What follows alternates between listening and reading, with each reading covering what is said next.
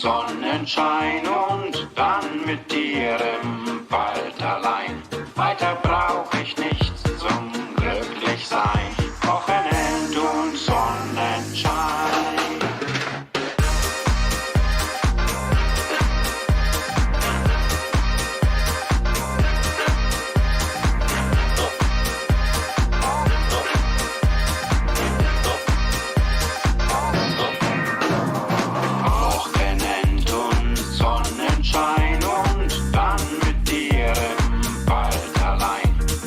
Brauch ich nichts zum Glücklichsein. Wochenend und Sonne.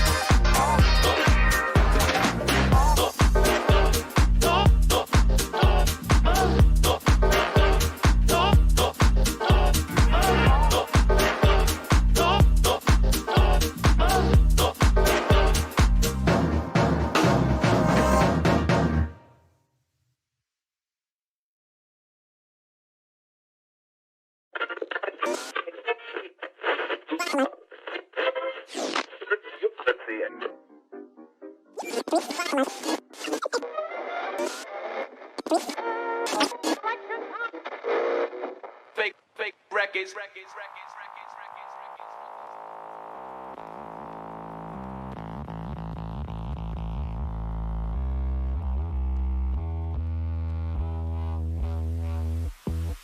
One thing about music is it can't be pigeonholed. Whether it's brand new or it's old, There's more than one era that's cold. and we're combining them Two genres, decades apart, but we're uniting them. Then we mix them together to make something better. Even Dead Prez ain't denying it, but I didn't want to do this all on my own, so assembled a team of like-minded friends. The finest musical minds I could find. We've proved it time and time again. We're all established artists in our own right, But aligned and multiplied by 10. so for now I'm gonna say Bye-bye. to the solo life like Kylo Ren. Yeah, we got the scene on lock, kings of this thing like BB was. In a speakeasy doing cheeky shots. Till we go blinder than the peaky mob. Anything that you might need, we've got. A guy called Pie with a sweet beatbox, but he's not the type That you want to buy. like the ones on Fleet Street by Sweeney Todd. So if you want the Sickest spitting, record spinning, singing, swinging. then we'll be the bringers of enjoyment. But then if you're a Brit Twisted, critic sitting, dissing, wishing. we were quitting quicker, then you will be disappointed. We're bigger than hip hop,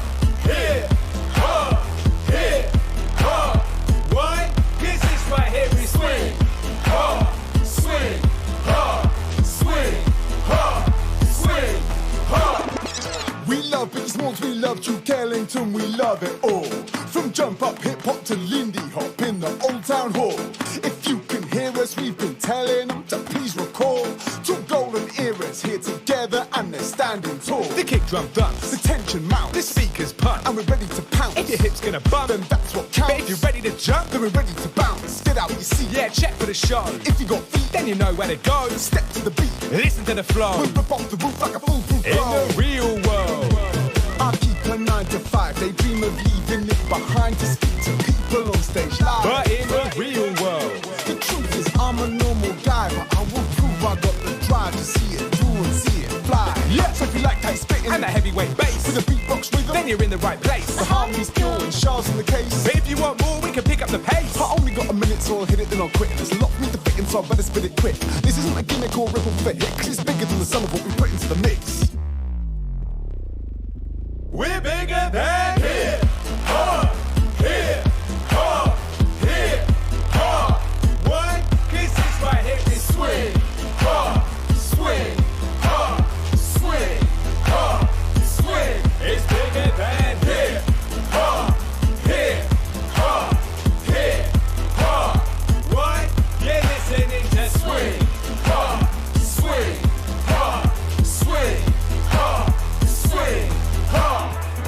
Our feet always plays to win. He'll make you jump up from the way he spins. 1, 2, 1, 2. Pie Man always plays to win. He'll make you jump up from the bass and kick. Yo, what you wanna do? Orson Welles always plays to win. He'll make you jump up, rotating hits. 1, 2, 1, 2.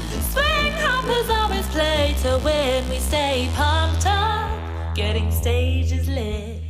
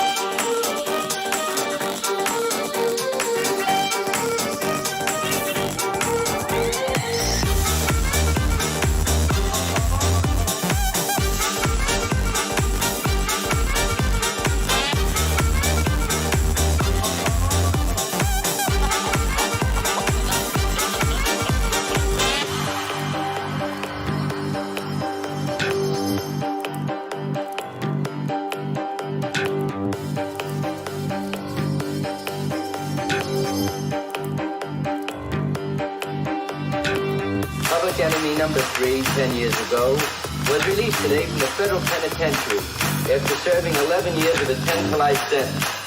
To this day, $250,000 in gold bullion involved in the original crime has not been recovered. Police officials doubt the gold can be recovered, pointing out that should the gold be found by Pappas, the insurance company would have the first claim. $250,000 in gold, and this guy used to be a father. Hey, I'd sure like to meet this guy.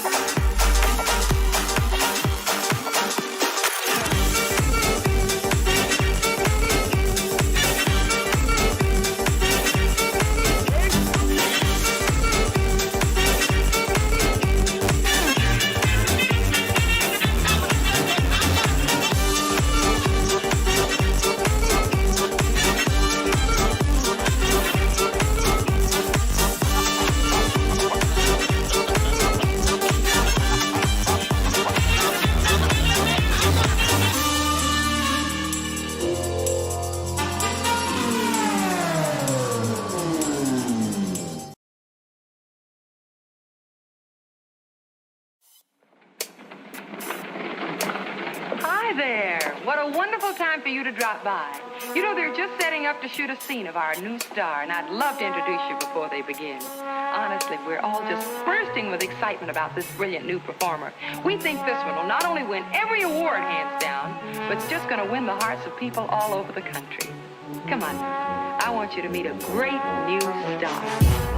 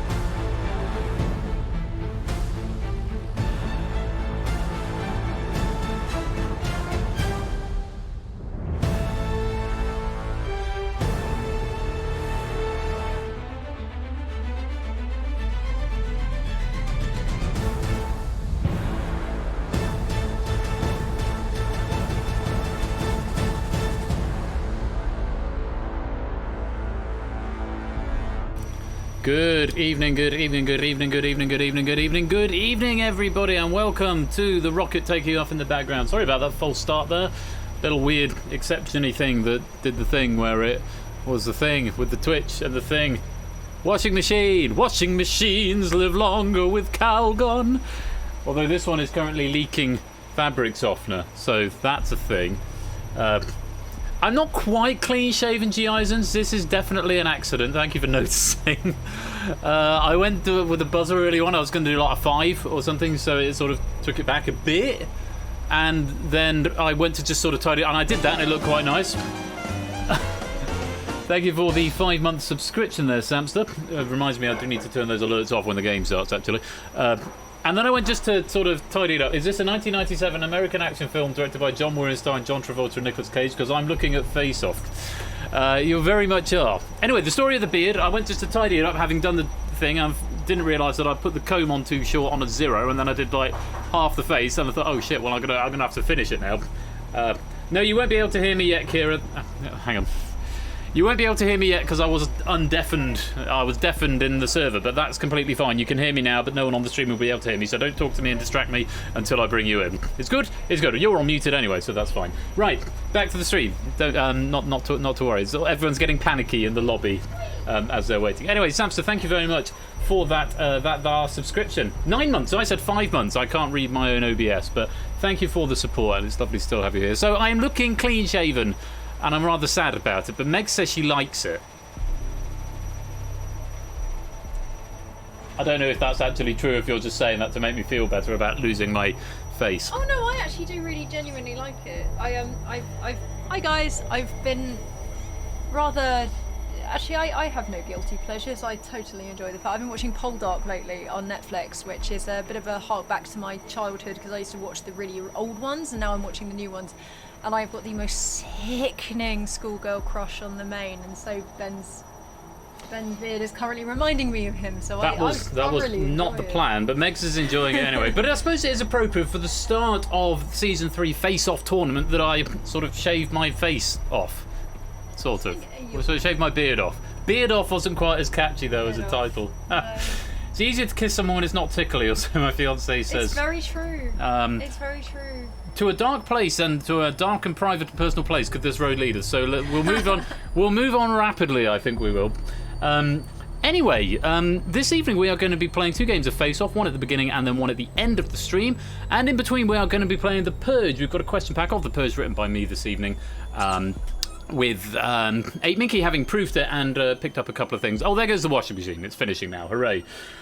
So let me say hello to everyone. We've got Connor, we've got Procyon, we've got ABME, we've got Hodders, we've got Clive Legend. Good evening. Innis, Keshi, Nekka Grandma, the Westernator, We Like Shapes, Dogfish, Oni. Nobody knows I'm a dog. Welcome. A new member here. Just joined the Discord as well. Lovely to have you here. Kira, not a jumble of numbers. G. Eisens, Softly Bob. Softly Bob? Softly Bob, welcome to you.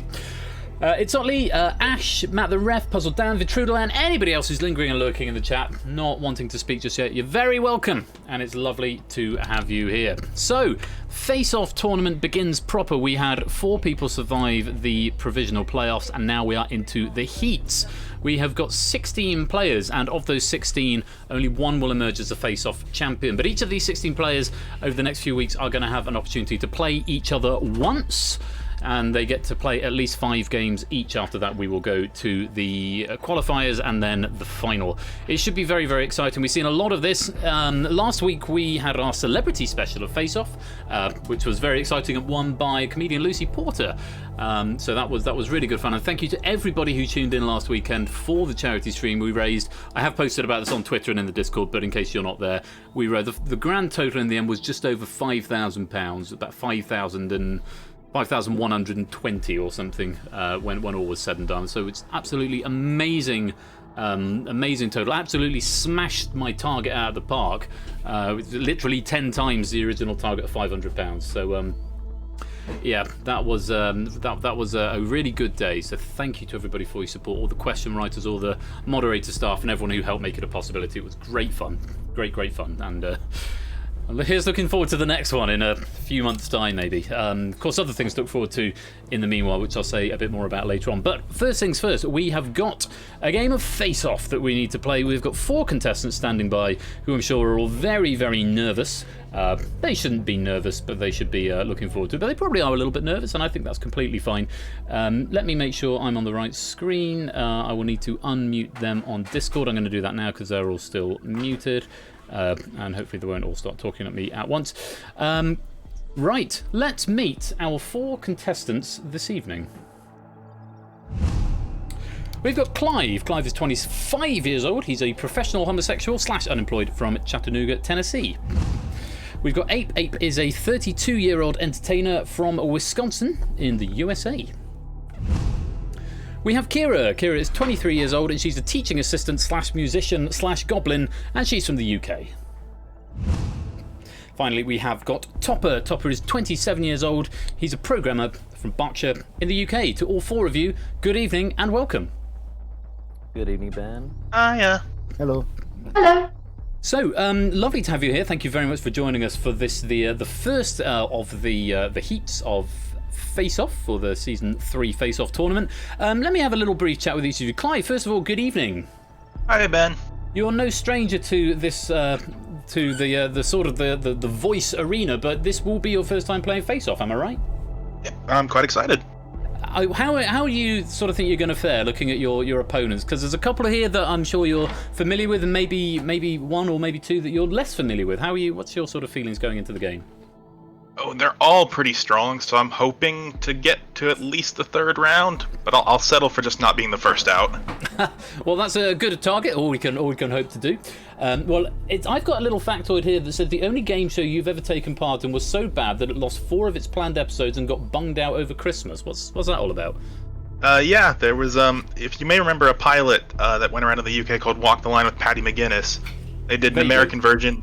Yeah, they did an American version that on GSN, inexplicably in Nashville, a couple hours away from me, and since there's no chance to do anything else in Tennessee, I went and did it, and it was, I was 18 at the time, and I knew TV was a lot of lies, but that really disillusioned me, and clearly the channel agreed because they got rid of it as fast as they could. Isn't there a slightly different attitude towards game shows in the US compared to in the UK? I think I might have talked about this with Ash and Tipster in our podcast, that in the US it's sort of run-of-the-mill and you sort of get a lot of people in the audience who are effectively actors who are there just to get bums on seats. Whereas in the UK it's more of a sort of, it can be more of a day out or an event that people follow. Yeah, when you're over in LA, I think it is a lot like that. Over here on the East Coast, we don't have nearly as much of that. So like Family Feud inexplicably taped in Atlanta, not inexplicably, but taped in Atlanta for a couple of years, and you didn't need to get actors there. Everyone was just not happy to have a free day out. Nice. Well, Clive, it is fabulous to have you here, and of course we will see you at least 4 more times over the course of this tournament, but wish you the very best of luck in your first heat this evening. And the first player you're going to be facing off against is Ape. Ape Minky, good evening and welcome. Hello, Ben. Nice to speak to you. I feel we're speaking a lot at the moment. We've spoken a lot over the last few days. That's true. There's plenty of things to do, and we just got to do them all. Absolutely. Well, I'm very grateful to you for all your ongoing support and all the things you're doing, because I mean you're currently in the midst of organising the Only Connect tournament over in Ash's server. True. Yes. Hopefully I can reveal all of the players and teams for that shortly. But that's looking to be a very exciting tournament without revealing too much more about that right now. Now, you're the only one of the 4 players tonight who's actually played Face-Off before, and you actually have a 100% record on this game. That's true. I am the defending champion of Season 0, so hopefully I can at least maintain the crown long enough, but I would be happy to offer it to any of these 3 people if they bait me. Well, the very best of luck to you this evening, and we hope you have a good time. And we come on to Kira. Kira, good evening and welcome. Good evening, Ben. How are you? I'm very well. That's the most formal you've ever spoken to me in your life. Just gotta throw that out there. Kira, what's this teaching assistant musician goblin all about? Tell us a bit about that. I am a very recent graduate of a music course, and of course I graduated when the old Rona was going around. So employment options were exceedingly limited. I was going to move house, and I moved in full time with my partner. So I thought I should probably get a job. And so one of the very few ones I could actually get with my very niche skill set was a teaching assistant, which has proven to be a great learning curve. It's taken me a little bit of time to get into it, but I am enjoying it very much. I work in the upper school, and they think I'm a lunatic, but they are equally as bonkers as I am, so very well. Obviously, we've worked together professionally in the music world, so you know what I can do or what I can pretend I can do, hence the name Useless Noisemaker. And Goblin, when I'm not teaching or singing or doing housework, I sit and I play video games in the dark. Like a goblin. Like a goblin, yeah. Well, it's your first foray into the face-off arena here. How are you feeling going up against Clive Ape and Topper?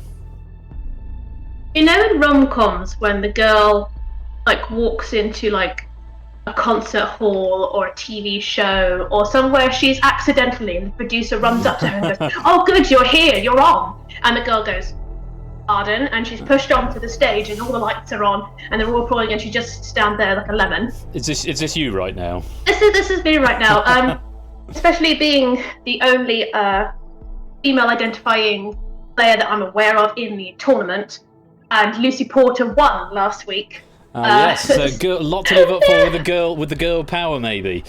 I feel like I've been let the side down. I'm just happy to be here, and I've got a glass of wine if I do well, and a glass of wine if I don't.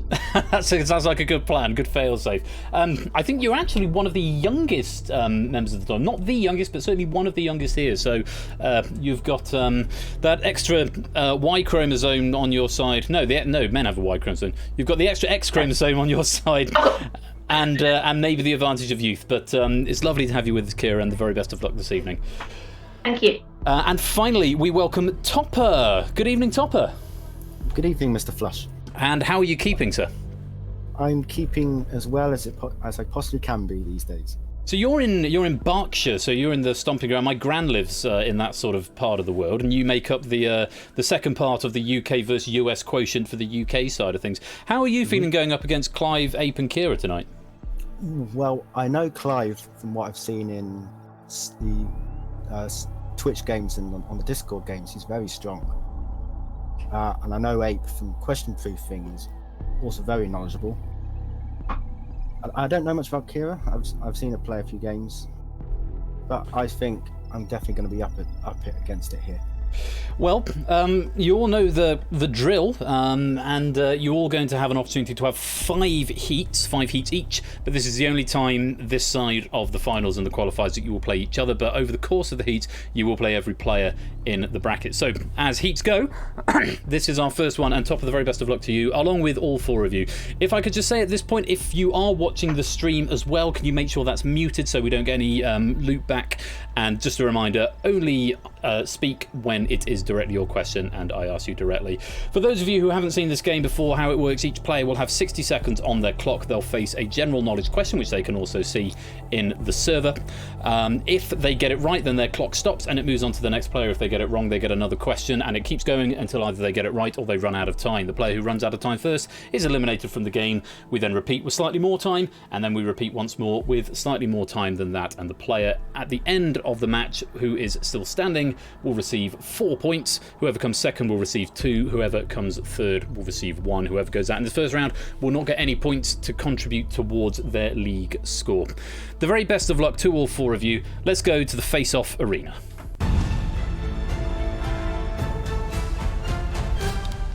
So, such as how the fixtures have been drawn, you're all going to have an opportunity to go first and second and third and fourth. But on this occasion, Clive, you've drawn the short straw. You're starting on the blue podium and you are going to be answering questions first. The very best of luck to all 4 of you.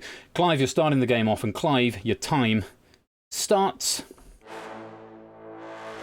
now. How many hectograms are there in 1 kilogram? 10 or 1,000? 1,000? No, there's 10. What M means a person, animal, or thing paraded by a sports team?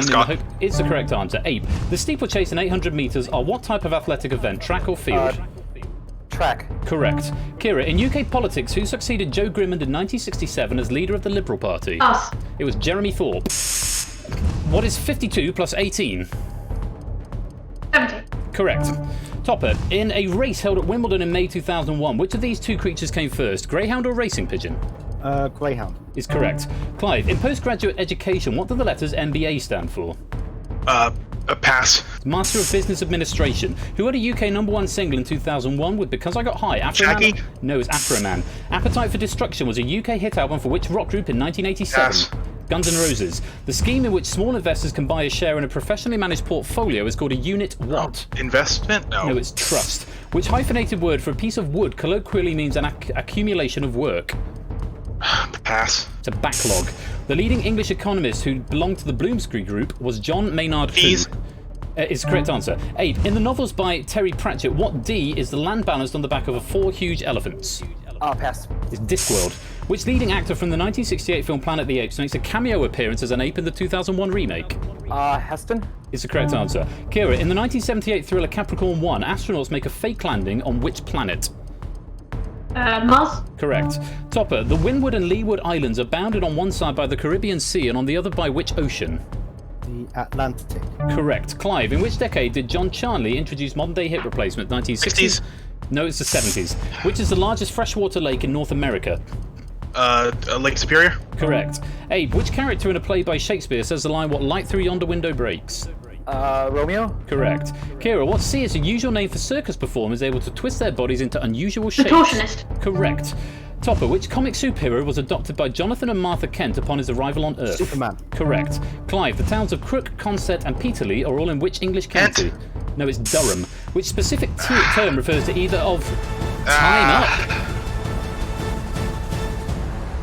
Bad luck, bad run of questions there for you. Just getting started. The pressure of this game, when you get into a bit of a spiral, it can be very, very difficult to get out from there. Yeah. Clive, I'm so sorry, but you're the first to fall in this first heat. Any final words before we say goodbye? Never did like music. Never did like music. Well, you're getting a lot of love in the chat saying that you got a rough run of questions there. But Clive, it is for this face-off over for you, but we will see you, of course, in your second heat in a week or two's time. But for now, we have to say cheerio. Bye-bye. So, 1 down and 3 to go. Can I apologise as well? I think it was to Kira there. I must have double-pressed the button by accident, but fortunately the same question came up twice. I don't know if that was a bug. It didn't feel like it was moving, so I pressed the button again and then it did a double buzz. But it doesn't look like it's affected anything in the game, apart from maybe give you a bit of a scare. So apologies for that. At the end of that round, Ape has 35.9 seconds left, Kira has 37.62, and Top has 41.94. All of those clocks will reset to 90 seconds as we move on to the next round, and you'll be reordered according to who has got the most time left, which actually, as it happens, means you're going to stay in the exact same order as you are now. Very well played. You're through to round 2. Let's go there now.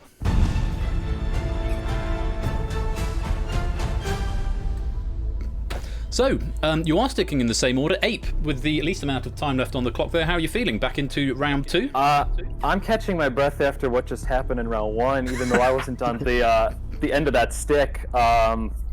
I mean, as much as I hate putting people up on pedestals, I think Clive is one of the stronger people in the tournament, especially with his kind of like broad knowledge of like UK culture and stuff like that. So I think he would have been a tricky one to beat in this arrangement if he got toward the final.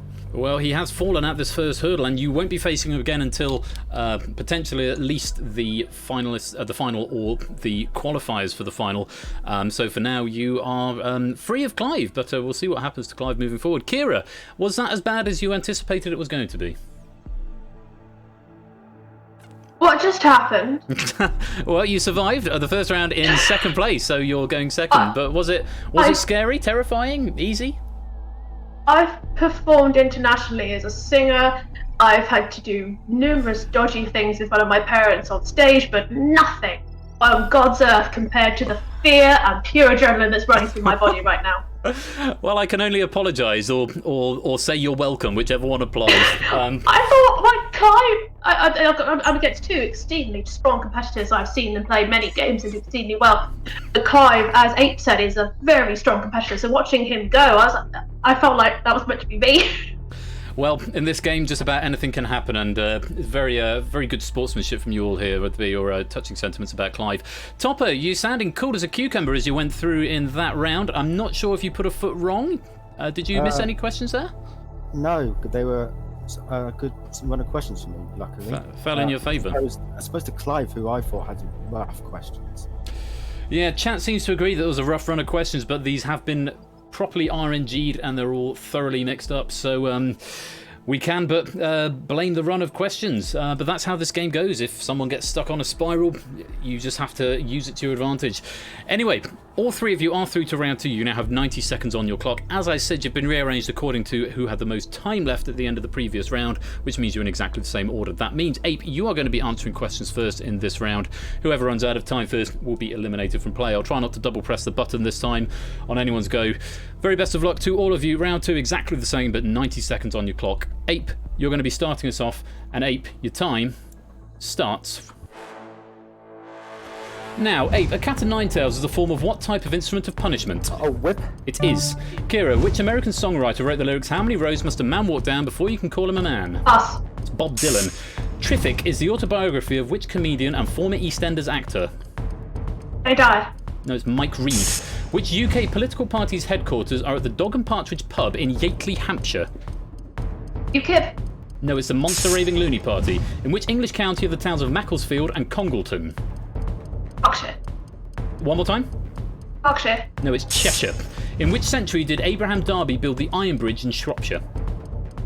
19th. No, it's 18th. Which word can come before education, election, and colour to make 3 well-known phrases? Pass. It's primary. In which English island was the Island Rock Music Festival held in 2002? Isle of Wight. Correct. Topper, in men's tennis, what is the maximum number of sets that can be played in any match? 5. Correct. 8. The female author who won the 1990 Booker Prize with her novel Possession was A.S. who? It's Byatt.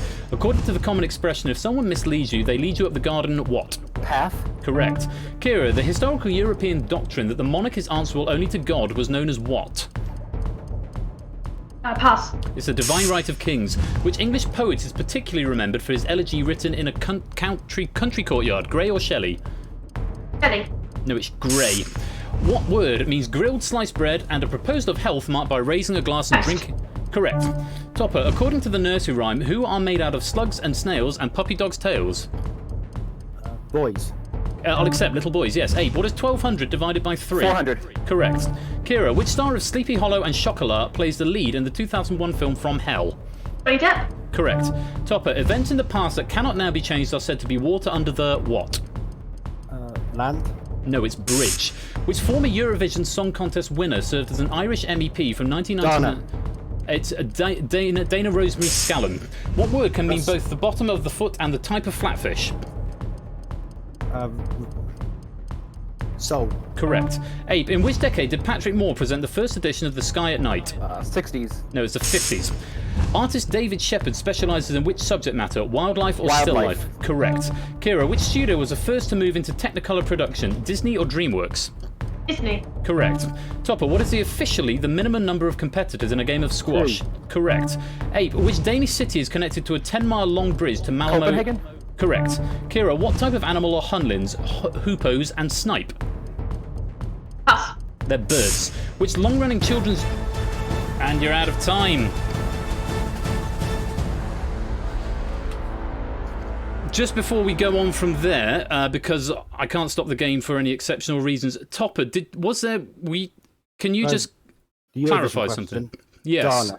Dana. The singer's name is Dana. She was known as Dana. Which former Eurovision Song Contest winner served as an Irish MEP from 1999 to 2004? Dana Rosemary Scallon. The general rule that we play here is that if it is a real person, surname is acceptable. If it's a fictional person, first name is acceptable. And so I made the decision in the moment there to not accept it, but I do appreciate that that's maybe a contentious issue. As ever with these things, it's very much at the sort of discretion of the host because of the nature of the game. I don't know that it's actually made too much difference to the scoring. You could make an argument either way, but are you happy to continue with things as they are in play, or should I escalate this to an adjudicator? No, I'll have it. Even though I do believe I'm right, I will leave it as it is. I won't argue. Okay, appreciate that. If you want to talk with me a little bit more after the fact about this, then maybe we can look at it. I'm getting comments in the chat for stage names that should have been accepted, but I don't. I think it changed the outcome.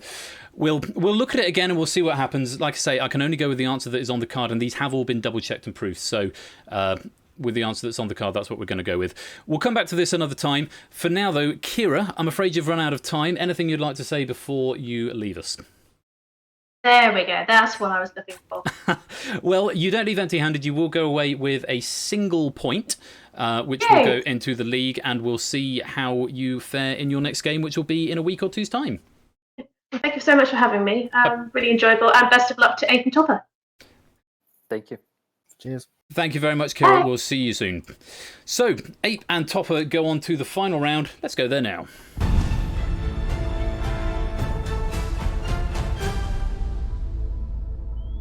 So, Topper and Ape.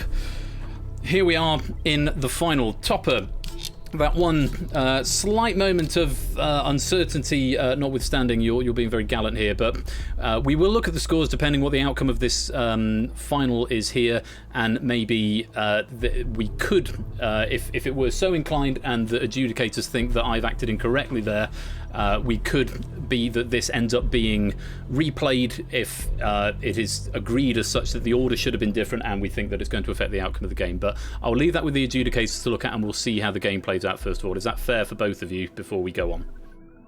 Yeah, that's fine. Yep, that's fine. Okie dokie. So, Topper, you are going to be starting us off. You've got 120 seconds on your clock. How are you feeling going up against Ape, who is the defending champion, as he's pointed out, of Season 0? Well, yeah, Ape is a very strong player, as he's proven today and last time. I'm just surprised to be in the final. Well, it's lovely to have you here. And Ape, how are you feeling going up against Topper? Well, I made a mention to you when we were proofing the Purge stack coming up next that I just wanted to settle for second, and anything beyond that's good. So I at least accomplished my short-sighted goal. You have indeed. But hopefully can get those extra 2 points, which I'm sure will be very needed for the future trials of this tournament. May well be. Well, you've both conceded to the caveat that I've put over this at the beginning, and I will run this past the tournament adjudicators, and if this match goes in a particular way, or if it's a particularly close game, if it's quite one-sided, then we may just, we'll probably let it stand. If it goes down to the wire, then it may go for a second opinion, and it may be that this is ruled to be replayed, just this final, but we'll look at that as and when, if it's required. Thank you very much for your forbearance with that. So, Topper, 120 seconds on the clock. The very best of luck to you both. Topper, you're going to be starting us off, though. 2 minutes to answer as many questions as you can, and Topper, your time starts now. Topper, which word follows hard and paper to give the names of two different book formats? Correct. Ape, what L is a type of inflatable mattress used for flotation in the sea and swimming pools? Lift, no. No, it's Lilo. The Lydian king Croesus became famous for what? Pass. It's wealth. What N describes a dull surface finish in painting and photography? Matte? Correct. Topper, which imitation diamond often used to decorate clothes takes its name from a river in Germany? The Danube? No, it's the Rhinestone. Which American actress and singer co-starred with Wesley Snipes in the 1995 film? It's Jennifer Lopez. A molecule of methane consists of one carbon atom and 4 atoms of which other element? Oxygen. No, it's hydrogen. Which US state has the largest population, California or New York? New York. No, it's California. In which US TV sitcom did the leading characters have the surnames Geller, Green, Buffet? Correct. Ape, which cathedral in northern England is called a minster, Durham or York? Durham. No, it's York. In human anatomy, what type of joint is the shoulder, hinge or ball and Ball socket? and socket. Correct. Topper, which range of hills does the M40 cross between High Wycombe and Oxford? Pass. It's the Chilterns. What is 50 plus 30? 80. Correct. Ape, what number in the decimal system is represented by the binary number 110? 6. I have to accept your first answer. You said Sorry, 5. yep. What word is the name of the thick mixture used to make bread and is also a slang term for Dough. money? Correct. Topper, which singer wrote and performed the songs Daniel, Rocket Man, and Candle in the Wind? Elton John. Correct. Ape, when telling a joke or humorous story, the final sentence is known as Punch line. Correct. Topper, which bird is typically found in heather moorland, the red grouse or the black tern? Black Tern. No, it's the red grouse. In 2002, which group had a UK hit single with Star Guitar, the Chemical Brothers or the Righteous Chemical Brothers? Brothers. Correct. Abe, boxing matches take place in a square, rope-lined arena known as a boxing Ring. what? Correct. Topper, the first novel by Len Deaton was called the Ipcress what? Pass. File. What U is the job title of a woman who shows a theatre audience to their seats Usher. Correct. Ape, what is the name of the houseplant with long, narrow green and white striped leaves? Beetle plant or spider plant? Correct. Topper, Pembrokeshire Coast National Park is located in which county of the UK? Country of the UK, sorry. Oh, England. No, it's Wales. In roulette, if you place £5 on a single number and win a payout 35 to 1, what is your profit in pounds? Pass. It's 175. The name of which bakery product is also an alternative word for bar when applied to soap? Bread? No, it's cake. Cardinal Wolsey commissioned the construction of Hampton Court Palace on the banks of which river? Thames. It is the Thames. 8. What type of animal was the cartoon character Quick Draw McGraw? Dog or horse? He was. Topper. American President Richard Nixon was popularly known as Tricky what? Nicky. No, it's Dicky. The English-born American author of Little Lord Fauntleroy was Francis Hodgson who? Pass. It's Burnett. Which of these cities is further north, Kingston upon Hull or Newcastle upon Tyne? Newcastle upon Tyne. Correct. 8. At the start of a point in tennis, where does the server stand in relation to the baseline, in front or behind? Correct. Topper. In Angostura, bitters are added to gin. What is the name of the resulting cocktail?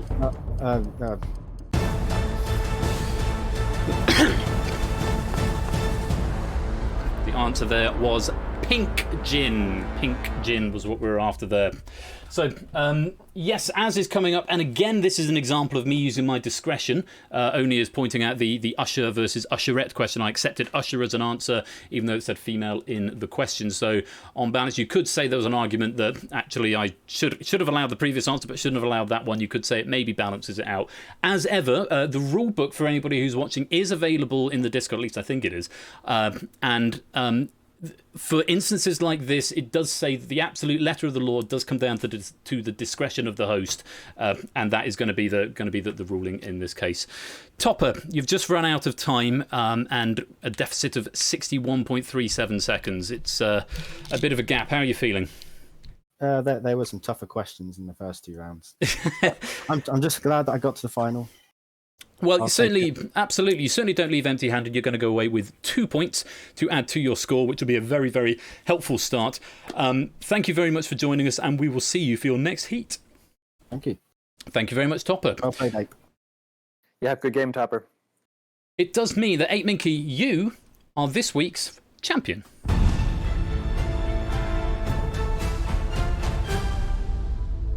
How are you feeling? My head is in a rush right now, and like, I don't know. Wow, that was a match. It was a match and a half, and an arguably controversial one. But I'm hoping that justice will prevail. I will, of course, refer to the adjudicators, David and Panda, on this matter. But I think the score will probably stand, given the deficit that was there, and various other factors. So, as Procyon said, you're 2 for 2. So it's a pretty good record. Are you feeling comfortable in that victory? I mean, it's a tough one. Again, like you said, we'll go to the tape or whatever to see that. I guess it was all set up fairly, but it does come down to a lot of, like you said earlier as well, RNG. Yes. Where like in that last round especially, we saw a lot of those coin flip questions, and I know oftentimes when I host or play trivia, that it does come down to those coin flips where some days you're answering them 90% wrong, and some days you're answering them better than that. It's like 90% right. So it's a really tough game in that respect. That, you know, if you find a bad run of questions or the RNG punts out a load of questions that you know you're going to really struggle with, then you know you can get into a spiral that's difficult to get out from, which is why we end up with such wide margins sometimes. But sometimes it's also very, very narrow. Abe, let's go and have a peep into the leaderboard now, because that should now have populated for us with the scores at hand. And there we go, look at that. So we've got 4 players who've played now: Ape, Topper, Kira and Clive. Ape and Topper into first and second place, because they're the only ones with points at the moment, 4 and 2 respectively. Ape with a total time surplus of 155.65. Now this is what's going to function as the tiebreaker in the event that the points are tied at the end. Whoever's got the greatest time surplus will have priority. So not much else to consider there with the statistics as they are, but it's a nice place to be, I'm sure. Oh yeah, good place to start, and it's going to be an uphill battle from here, I venture. Well, we will see you for your next match, which will be in obviously it won't be next week, but it may well be the week after. So keep your eye on the fixtures, and as ever on the Discord for updates on that as and when. Sounds good. But for now, thank you very much, 8 Minky. Congratulations. You've won the first face-off match of the evening. Thank you very much. So, those are the scores as they stand at the moment, and like I say, I will almost certainly go back and watch these VODs later on, and I will consult with the adjudicators on whether they think anything warrants replaying based on the factors that we had at the end there. But my inclination is that it's going to stand as ever. It does come down to my discretion on one hand, but also there's a margin for human error, especially in a game that is so fast-paced like this. And it's the first time I think we've had something potentially like this come up. So I do thank you for your forbearance, and to the players for showing their good sportsmanship on this as well. If there are any changes that need to be had, I will of course report back to you. So we're going to have one more face-off game a little bit later on. This is going to be between the 4 survivors of the initial playoffs. That's Procyon, Ralph, Toot, and Alex. Oni. They are going to be slugging it out a bit later on in the evening, but first of all we're going to have our main headline game for this evening, which is the multiplayer one that you can all come and join in on, and it is tonight going to be the Purge. So if you're all ready, I hope you are, make sure you've got Persephone's Twitch bot at the ready. We're going to go to the Purge right now, and I will see you there. But congratulations to Ape on winning the first of the heats.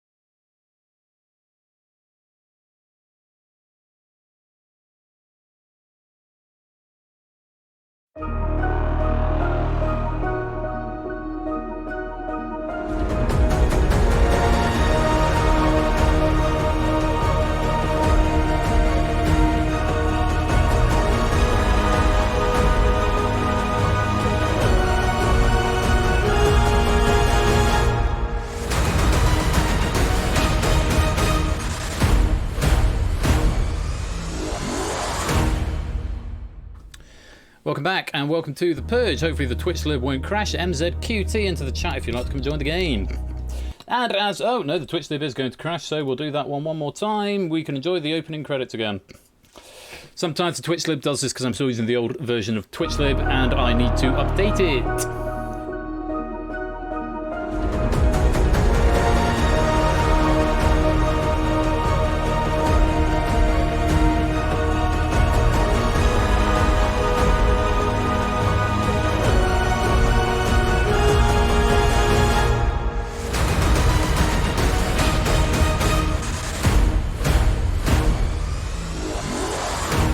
Yeah, false start there. Sometimes that happens. We'll try again. Take 2. ANLM. How's this going to go?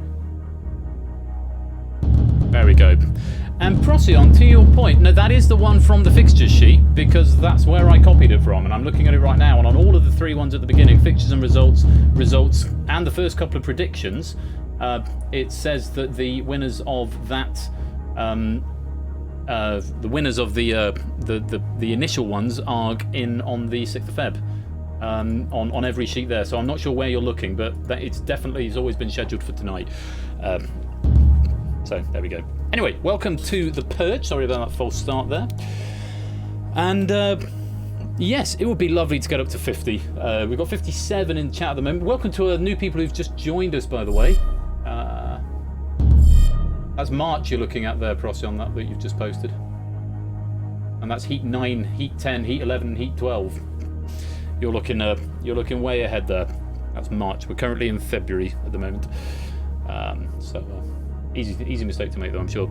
So, the Purge is nice and straightforward. Welcome to all the new players. There's a few names here that I've not seen before, but it's lovely to have you here. Most important thing here is that you are whispering to Persephone's Twitch bot. You can enter the lobby code in through the public chat. Everything else, though, whispering to Persephone's Twitch bot. She's also the one who's going to ask the questions. Make sure you keep your eye on the chat, because the chat may be on time, whereas the screen might be a little bit delayed. And if you're delayed, then, that's not good, because you might be out of time, because for the majority you've only got 10 seconds to answer. The Purge is normally quite a relatively stressful game with the gamut that we play over here, but actually tonight it feels like a bit of light relief in the middle of the two face-off matches. I'm going to chill a little bit and relax about the Purge this evening, and I hope you will as well. Thank you for the follow there, Farron3251. Welcome to the fam. Lovely to have you here. If you're not in the game already, Farron, you are just in time to join. Just type in the lobby code ANLN if you'd like to come join the lobby. Hello, Farron. Lovely to have you here. And thank you to the Guy3871 for that follow as well. Welcome to you. Lovely to have you with us. Anyone else want to come and join? We've got 35 in at the moment, which is a goodly number. Let me explain the rules briefly just while we're waiting. Oh, and another follow. Cleo Men's, welcome to the game. Cleo Memness. Not quite sure on the pronunciation, but welcome to the game. And welcome to the game, Galician Bandit.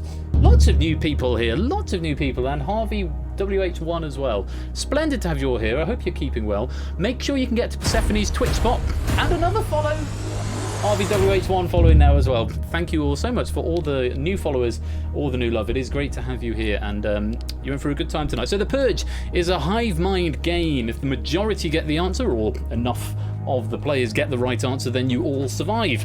If too many people get it wrong, though, then those wrong players have to fight for their life. In the middle is what we call the Purge meter. There will be a breakpoint on the Purge meter, and if a higher percentage than is shown on the breakpoint get the question wrong, then the people who got it wrong will be going into what we call a Purge. And a Purge is a question you have to answer correctly in order to survive.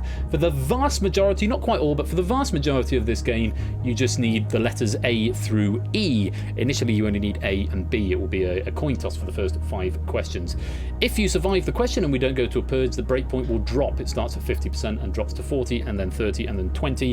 Eventually guaranteeing that we will certainly be getting to Purge at some point. If you get the question immediately before the Purge incorrect, or if you abstain, it's treated as wrong if you abstain, then you are put into the Purge. The Purge questions are not multiple choice. In the Purge questions you have to give a full answer. You do have slightly more time in which to do that, though.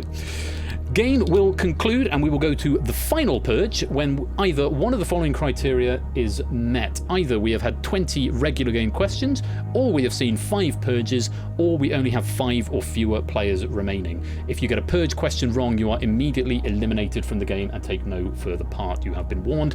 It is an elimination game. So we have got some former champions in tonight's lobby as well. Let me just go and take a peep at the leaderboard. Purge survivors: Dogfish, David, Mogra, Stormvision, Carr, Procyon, Now Cut That Out, Joey Gaterman, Hodders, and Drew the Irish. And there was one more in the one we did at the weekend, which I think was Samster. I think. Did Samster win last weekend? I think Samster won last weekend. I'm not sure if... Is Samster here? I'm not sure if Samster's around at the moment, but... not to worry if he's not. That's one fewer champion you've got to worry about. Drew the Irish is a former champion, is here. Hodders, won the Christmas one, is here. Don't think Joey's here. I've not seen Joey tonight. Toots over there on the left-hand side. Procyon is up there on the top row. Carr, is there a Carr here tonight? No sign of Carr. No sign of Storm. Mogra's down there on the second to last row over on the left-hand side.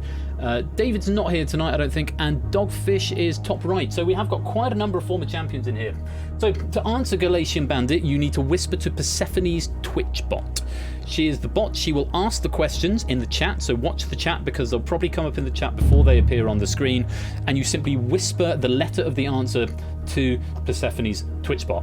Welcome, Silent Marine. Lovely to have you here. So yeah, make sure you've got the capacity to whisper to Persephone's Twitch bot. I should update the leaderboard. Well, I'm only missing one name at the moment, Drew Dave Tom, and I've had an interesting, slightly busy week. So, but that is something I will do. Don't worry. That is certainly something that will happen. You're on it, Drew Dave Tom. You are on the leaderboard for the Purge survivors at the moment. Yeah, that's all there is to it. There are a couple of exceptions. So if you're in a Purge, it's a full answer. For the tiebreaker, it's a numerical answer, not words, just numbers, no decimal or punctuation. The tiebreaker comes up first. And then if we get to the final, I'll explain the rules as and when we get there. 41! Lovely to see. To go on to that last row is always very gratifying. I'm going to give it 30 more seconds.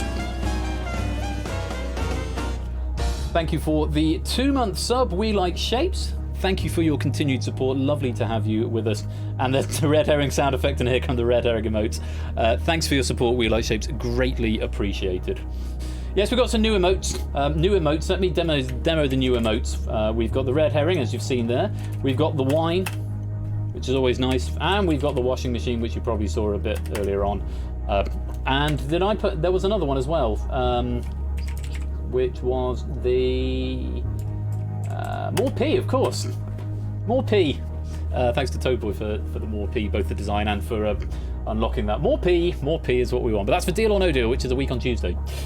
So, Purge is about to begin. 41 players in the lobby, which is an oddly round number. Let's see what we can do with it. We're going to lock it up. Make sure, the most important thing, I keep saying it again and again, is make sure you've got Persephone's Twitch bot on standby, ready to whisper to, and keep your eye on the chat because the questions will come up there first. Welcome to all 41 of you. Let's lock you in.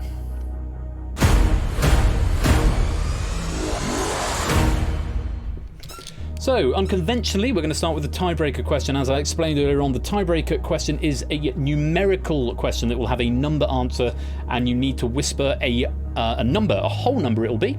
I will say this actually is a rounded number, so this question, the answer will end in a 0. I will tell you that for nothing. It's because we're rounding to the nearest something, so it'll end in a 0. No punctuation, no commas, no periods, no decimal places, no full stop. It will be a whole number and just enter it as such. You've got 20 seconds to do it. This is my pack, Lupine 1, proofed by Abe, written by me. So, get ready. The tiebreaker question this week is: when its West End production closed in 2002, for how many performances had Starlight Express run to the nearest 10? So you've got 20 seconds to get your answer in. This tiebreaker will be used at the end in the event that we have a tie. If you don't submit an answer, then you'll be given max int, or int.max.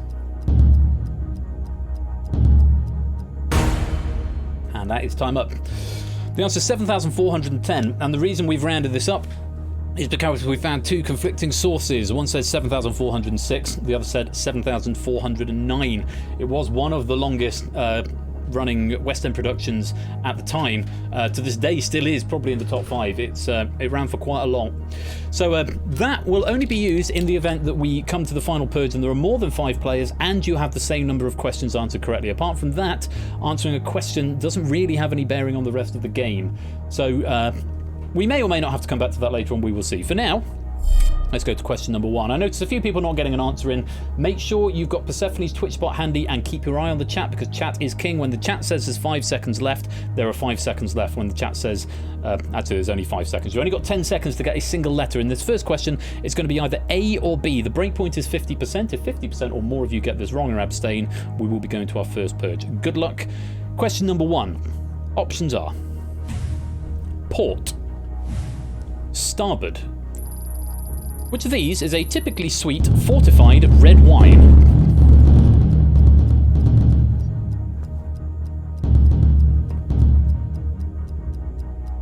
Time. Ooh. Megs is showing me art that I'm not allowed to share with you yet. It's very good. It's done. Nice. I'm going to go back to the game. Don't hiss at me. I'm going to go back to the game. It looks very good though. Very impressive. There were a couple of abstentions there, so make sure you whisper to the bot. It's very important that you whisper. I'm not sure that syntax is quite correct there, Galatian Bandit, and also you're slightly out of time. So the easiest way, the bot is in the moderators list. If you click her name and then press whisper, it's much easier. You get a separate window. The correct answer there was A, port, as opposed to starboard. There's a few of these sorts of questions in this evening. Let's find out how many of you got that one right, and if we're going to a purge. Start the meter.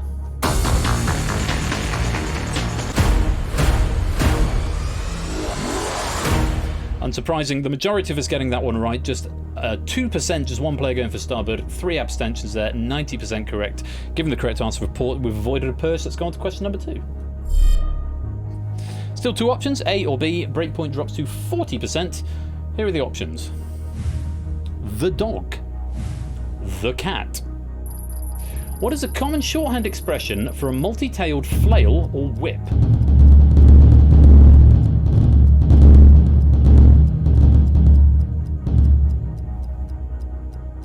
Time. Yeah, so this came up, as chance would have it, in Face Off. Basically the same question in Face Off. I didn't want to change it when I looked ahead. But how many were paying attention? The correct answer was the cat. Yes, the cat o' nine tails was the answer. 40% is that breakpoint then. Let's find out if we're going to Purge number 1 after the second question. Start the meter. Oh, it's not a perfect board, but we have stopped. 4 abstentions that time, so 10% accounting for abstentions there. You must get an answer in. You must well have a guess, even if you don't know, because that is going to become very, very pressing in getting into a purge moving forward. 4 players going for the dog, but the majority, 80%, going for B, the cat. Let's go on to the next question. Question number 3. The breakpoint drops to 30%, getting a little bit low. See if you know the answer to this. Options are Boy George, George Michael. Who was the lead singer of the pop band Culture Club?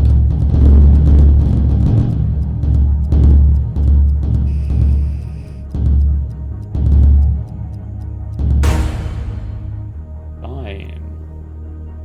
Take a look. The correct answer was Boy George. George Michael was the lead singer of the band Wham, not Culture Club.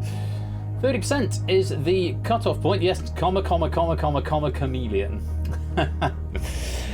30% is the cut-off point. If 30% or more of you are wrong, then we are going into the next, or the first purge. Let's find out. Start the meter. Again, not a perfect board. 15%, halfway towards it.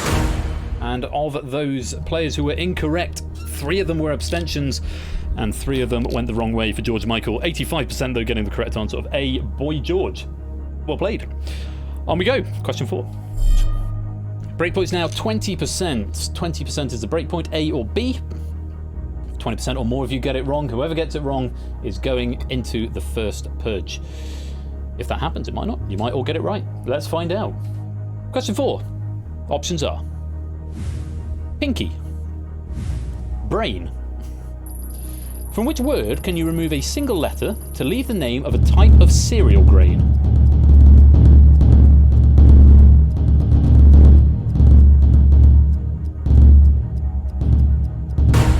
Time. Maybe because that question went in a direction that you perhaps weren't quite expecting. Let's take a look. The correct answer was it's brain. Of course, you take out the I and you get bran. Bran was the answer. So 20% is the break point. If we have 20% or more of you getting it wrong, we're going to the first purge. If not, we play on. Start the meter.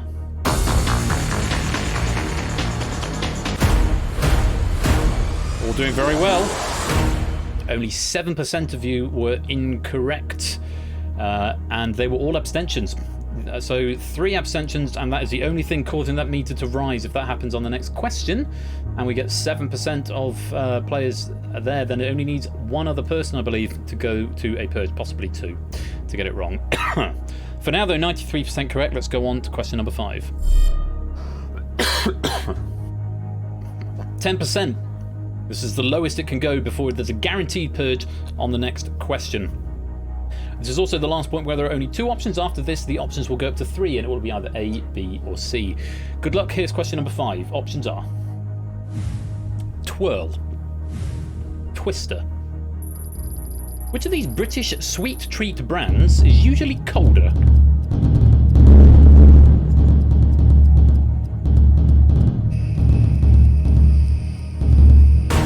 Time.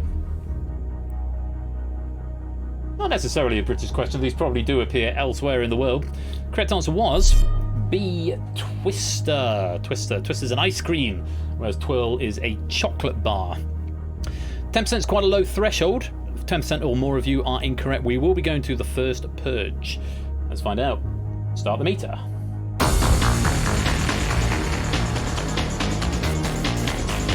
And it looks like we're there.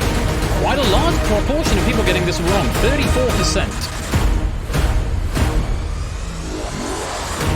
2 were abstentions and 12 people going for 12, so that means there are going to be 14 players in this first purge. You must answer this question correctly in order to survive.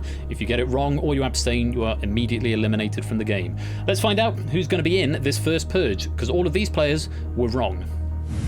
Clive, ABME, G-Isons, Kira, Not a Jumble, Kegler, Cleomans, Time Strike, Topper One, Farron, The Trudel, The Naked Grandma, Galatian Bandit, and Silent Marine. You are all either incorrect or abstained, which means you are going into this purge. If we pass question 5, does that mean there will be a forced purge in question 6? Yes, it does, Silent Marine. There will be a guaranteed purge after question 6 if you'd survived that one. As it happens, after this purge, the breakpoint will reset plus 10%, so it will go back to 60%. However, in order to continue with the game, you 14 will need to answer this question correctly. It's a full answer, it's not multiple choice. You've got 20 seconds to answer it, and this does not count towards your allotment of correct answers in total, for what it's worth. So if you've got 4 out of 5 and you get this one right, you will still have 4 out of 5. Very best of luck to all 14 of you. Here is the first purge question. Which comedian and personality hosted the first 13 series of the BBC comedy panel show QI?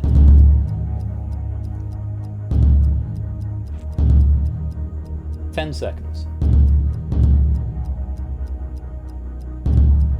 Got to get an answer in. If you abstain, it's treated as wrong. Last few seconds. And that's time. Looks like there were 3 abstentions there, which means you will be automatically eliminated. Let's find out what the correct answer is, and let's find out who was right and who was wrong. It's Stephen Fry. Stephen Fry was the answer. Incorrect answers: I've been purged from G-Isons, Alexander Armstrong from Not Jumbled, Thomas from Kegler Coach, Farron not offering an answer, neither Galatian Bandit, neither Time Strike, Graham Norton and Dara O'Brien also the incorrect answers. Very many congratulations to Clive, ABME, Kira, Cleo, Topper One, and Silent Marine. You have all survived and will get to return to the game. Unfortunately though, G-Isons, Time Strike, The Naked Grandma, The Trudel, Galatian Bandit, Not a Jumble, Kegler Coach, and Farron, you've all failed to answer that question correctly, and that does mean you've been purged.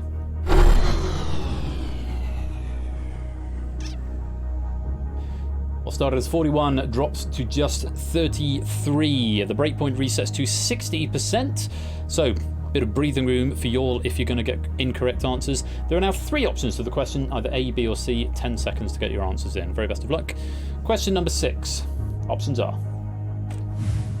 The Purge, Face Off, The Escape Artist. Which film starring Raul Julia was based on a novel by David Wagner?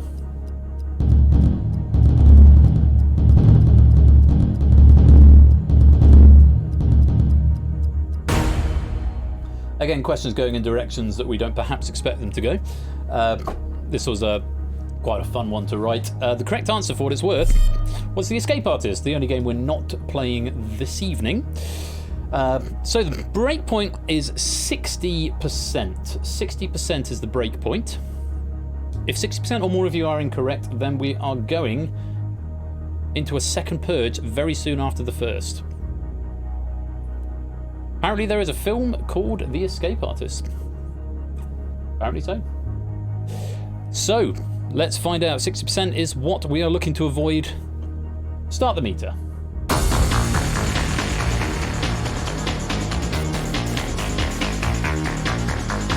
Well, we're halfway there and we are still climbing. 50% and still going. The meter is starting to slow down. Are we going to hit 60%? We are not.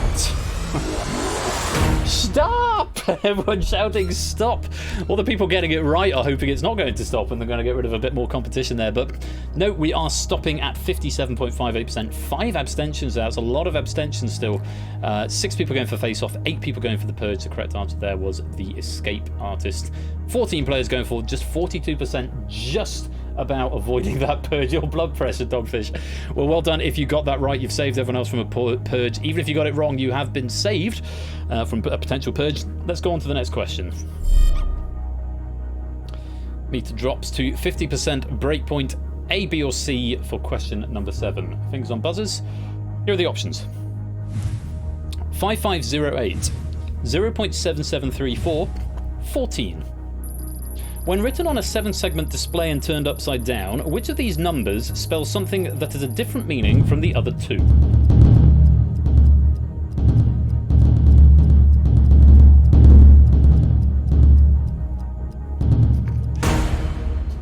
A lot of thinking going on that one. Yes, very good, Samster. Very good. I didn't think you were here, Samster. Maybe I've missed you. Sorry if you're. Maybe you're just spectating this evening. The correct answer, for what it's worth, was A, 5508. So 14 will spell hi. 0.7734 will spell hello. 5508 will spell boss. I decided to go for the safe one there. I'll let you all do the 7-segment display meme answers in the chat. But boss was the answer we're after there. A. Let's find out if we're going to hit that breakpoint. 50% is a breakpoint we're looking to avoid. If we do, then we avoid a purge. If we don't, we're going to purge number 2. Let's find out. Start the meter.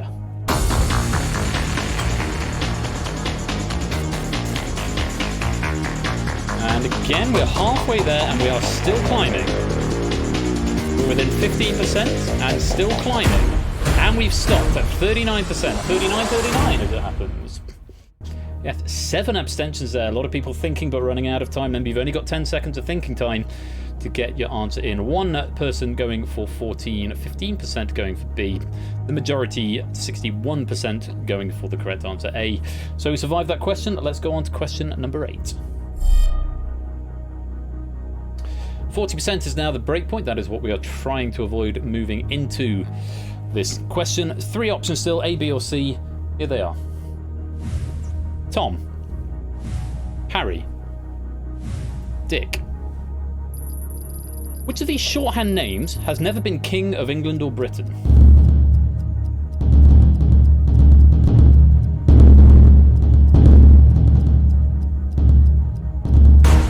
Time. Tom, Dick, or Harry almost came up in the right order. There was a 1 in 6 chance it was going to. But every Tom, Dick, and Harry is the expression. The correct answer there is Tom. There's been King Richard. There's been 3 King Richards, I believe.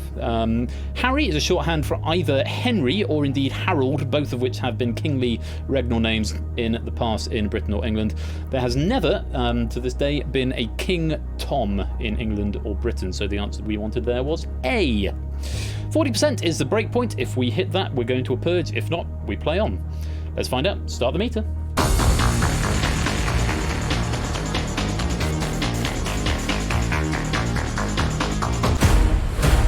Stopping just over halfway towards the target. The hive mind doing its job there. 3 abstentions, 1 going for Dick, 3 going for Harry, but 26 the majority.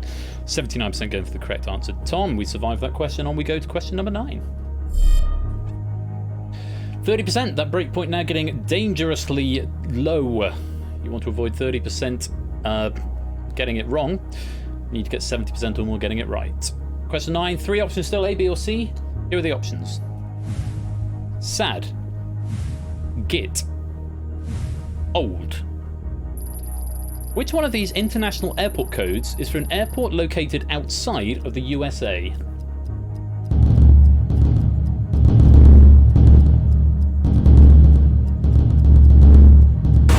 Again, 1 in 6 chance of it coming up in the right order. Sad old Git is what it's supposed to be. Didn't quite happen that way, but hopefully you got the sentiment of the question. Let's take a look. The correct answer was, it's Git. So sad and old are both in the USA. Git is, you know, someone who is a professional would actually have the factoids up, especially given it's a question I've wrote myself. I can't bring them up now without putting it over the whole game. I'm going to be right back, so I'm just going to leave it there for now. Git was the correct answer though, and I will go back and look at these factoids a little bit later on. 30% is what we're looking to avoid. If we hit 30% or more getting it wrong, then we're going to purge number 2. Let's find out. Start the meter.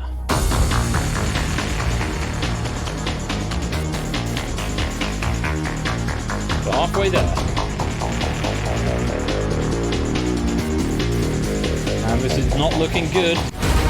We have indeed hit it. We've hit it by a factor of 200%, in fact. With 60% given the wrong answer. 3 abstentions there. 6 players going for sad. 11 players going for old. Old is actually, if I recall now, it's the name of the airport is something like Old something or other. You've got to remember that international airport codes are based on the cities or the location within the country rather than the country itself. So LAX, for example, or London Gatwick, which would be LGW. But Git is the answer. It's somewhere in Europe or Africa. Yeah, that's not leaving much. I think it's Africa, actually. Someone will tell me in a minute. But we are going into a purge with 60% giving the wrong answer there. Let's find out who is going into purge number 2. Clive, Connor, I've just seen Samster. Samster is in the game. Sorry, Samster, I didn't know. I thought you weren't in the game, but you are. Hello, Samster. Clive, Connor, Zeusless, Nobody Knows I'm a Dog, Procyon, Keshi, Now Cut That Out, Jay Turner, Lupine, Kira, Cleo, Jack, Cola, Puzzle Dan, Itzotli, Mogra, The Guy, Harvey, Oni, and Effrontery. You are all in this purge, and you need to answer this correctly in order to survive. This question will not count towards your accumulated total of questions that you've answered correctly, but it must be a full answer. If you get this one wrong or you abstain, you are eliminated from the game. The very best of luck. You've got 20 seconds. Tanzania. Thank you, Shapes. Good luck. Here is the second purge question.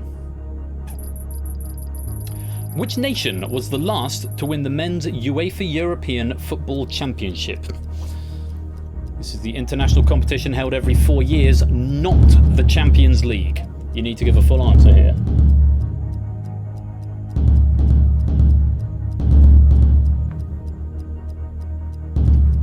Looks like everyone's got an answer in, which is lovely to see.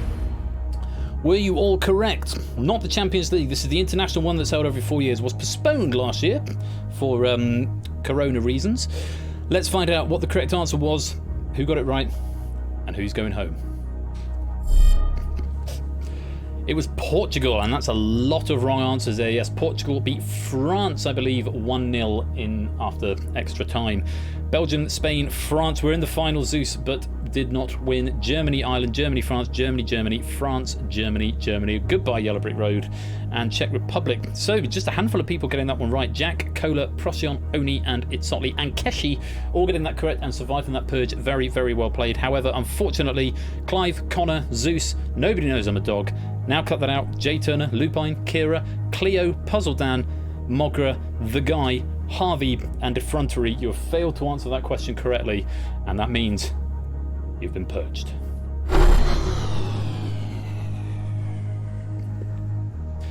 Breakpoint resets to 70%, and we're down to just 19 players remaining. Last question, where there are 3 options. After this, your options go up to 4. 70% is what you're trying to avoid. Question number 10 has 3 options. Here they are. Queen Victoria, Cleopatra, Lady Guinevere. Keira Knightley, Lena Headey, Tamsin Egerton, and Vanessa Redgrave have all portrayed which character?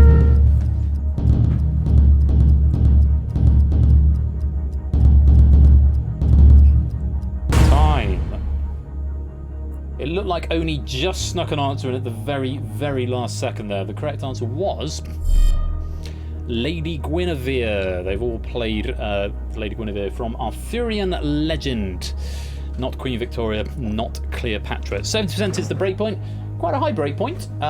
So let's see if we're going to break it and go into the third purge. Start the meter.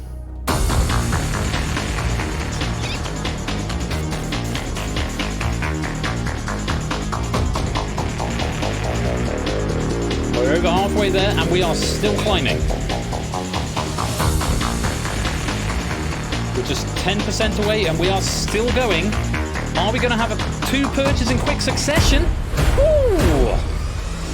Stopping at just over 1.5% shy. Only 6 players, 32%, giving the correct answer. It's enough that you have survived. If you got that one wrong, you've had a very lucky escape, and you can thank the players who did get it right. 10 players going for Queen Victoria, 3 going for Cleopatra, no one abstaining on that one. That's a very, very close question to that breakpoint. But you have survived the question. Let's go on to question number 11. There are now 4 options per question here. That breakpoint dropping to 60%. A, B, C, or D are now the options. Take a look at them. Jack, Ace, Queen, King, What was the name of the 7th Doctor's assistant from 1987 to 1989 in the TV show Doctor Who?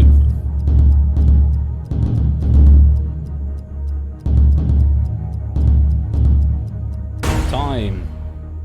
Looks like most players got an answer in there, which was Ace, or at least the correct answer certainly was Ace. Let's take a look and see how many of you got it right and how many of you got it wrong. 60% what we're trying to avoid. Start the meter.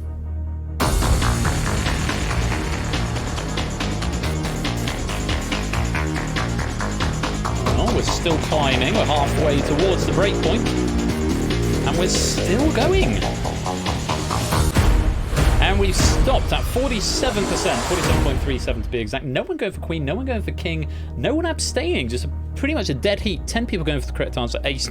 9 people going for one of the incorrect answers, Jack. Nobody really thinking it was Queen or King. But we have avoided the purge once again. So let's go on to question number 12.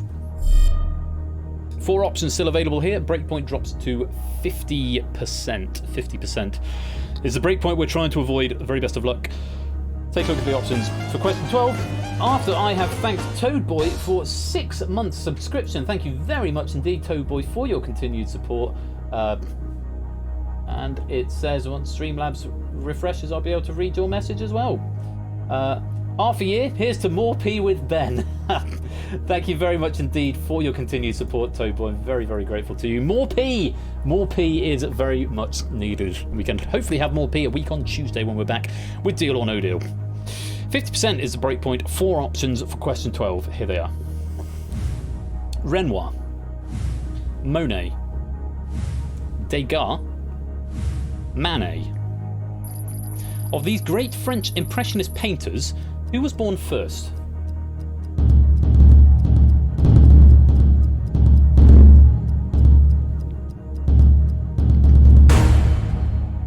There's time. 8 Minky said to me when he was proofing the question pack, he's made a bet with himself, he says he reckons there's going to be a purge on this question. He put a wager on it. He didn't clock anything with the question, anything wrong with the question, but he said he reckons there's going to be a purge on this question. We're going to find out if he's right. The correct answer was Manet. Manet was born in 1830, I think. 1830 or 1840. Granted, there wasn't a lot in it. There's about 9 years between each of them. But Manet was born first. So, 50%. If more than half of you have got this one wrong, we are going to purge number 3. Let's find out. Start the meter.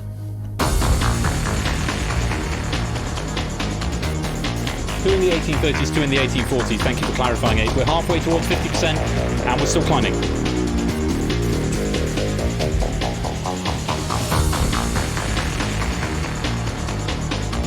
It doesn't look good.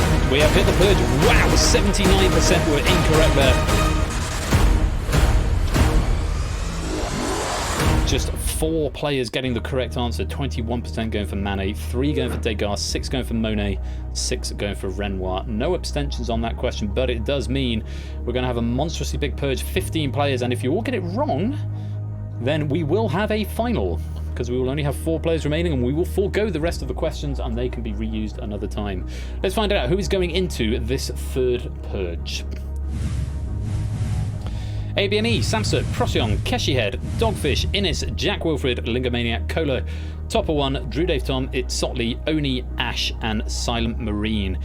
Energia, Hodders, We Like Shapes, and Matt the Ref. Sit tight for a few minutes. You are not in this purge. You do not need to answer this question. For everybody else, so this is the 3rd purge question. You need a full answer. Whisper to Persephone's Twitch bot. You've got 20 seconds. Best of luck. Here it is. What was the surname of the German tax collector who originally bred the dog breed Doberman, a name which often follows the breed itself?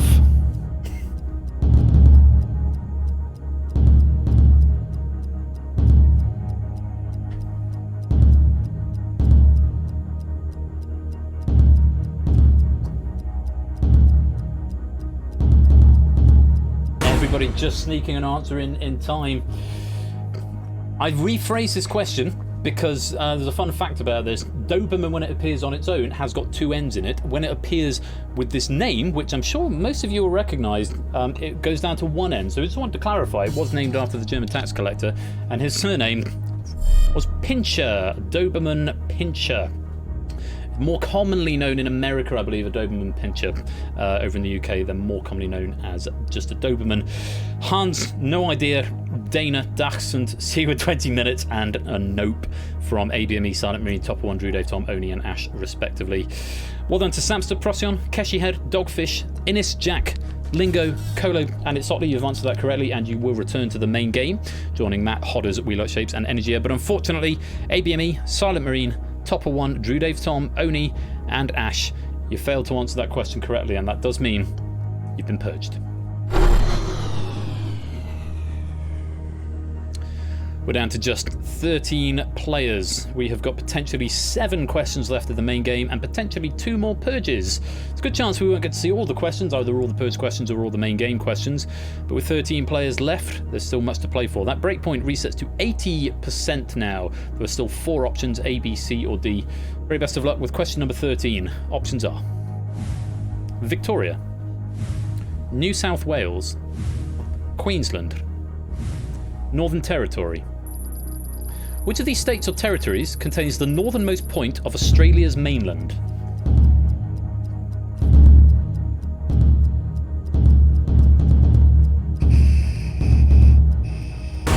Time. Bit of a tricksy one, this. If you come from down under, you might know it. Correct answer is C, Queensland. So, again, this is a question that went through a couple of revisions just to get the phrasing right. You might think the Northern Territory is the northernmost one, but it's at the top and in the middle.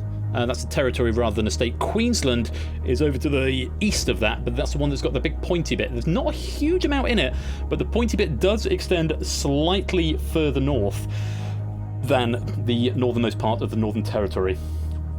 Just sort of square in the middle, and Australia's sort of U-shaped. It kind of is Jack Wolford. It sort of bows in the middle a little bit. So Queensland was the correct answer. 80% is what we need to avoid getting it incorrect. Let's find out what the drill is. Start the meter. Pointy bit, yeah. That's a technical term, I think. Quarter of the way there. And halfway there, and still climbing, and we've stopped. 46% incorrect.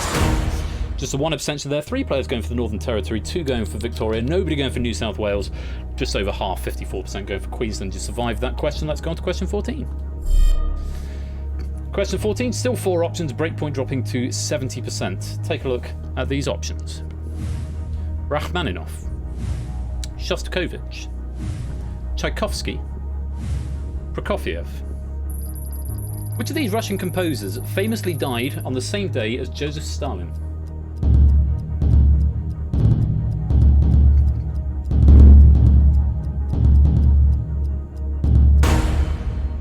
There's time. Becoming a meme at this point, but have you been paying attention? Correct answer is Prokofiev. It's never Tchaikovsky, and if there's a question about Russian composers, it's almost always about Prokofiev. I've said that at least 3 times now.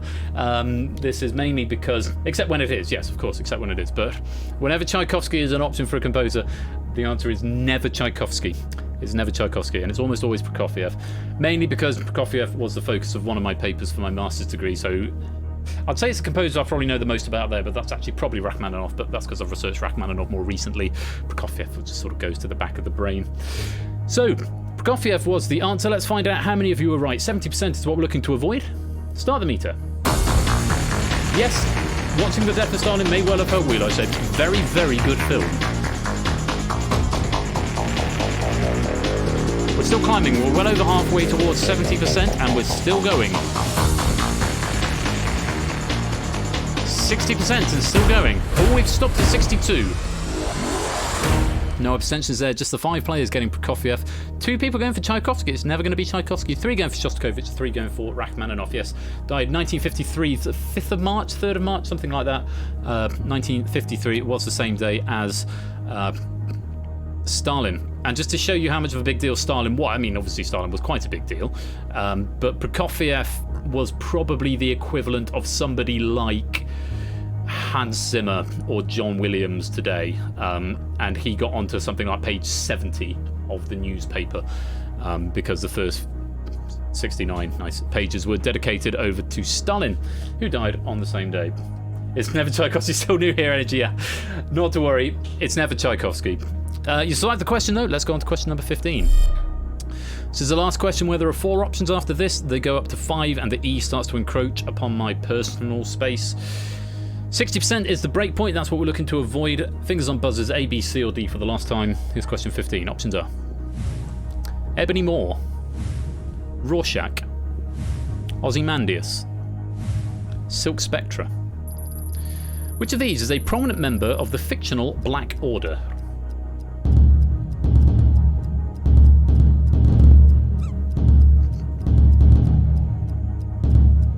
Time. Okay. Last one with 4 options. The correct answer was Ebony Maw. Ebony Maw. So Rorschach, Ozymandias, and Silk Spectre are all from Watchmen. Ebony Maw is a character from the MCU, Marvel and Marvel comic book series, and is a member of the Black Order, which are Thanos' children of death and destruction. He's the telekinetic one, Ebony Maw. So 60% is what we're looking to avoid. If more than 60% got it wrong, then we are going into Purge number 4. Let's find out. Start the meter.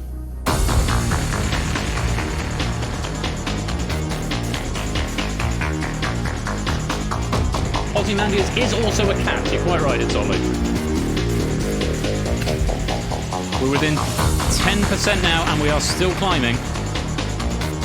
We're slowing down. And we have triggered it.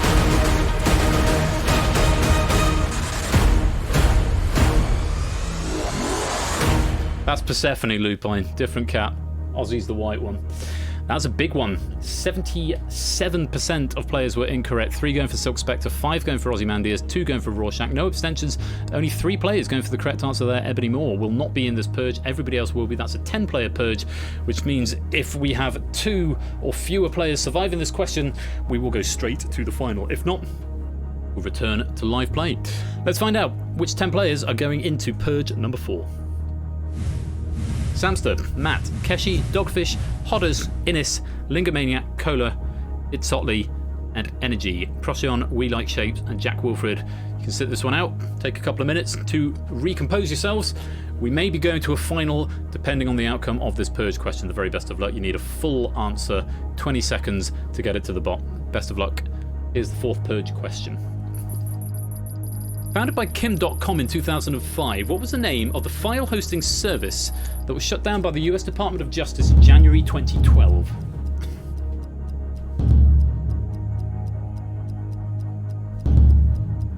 Ten seconds.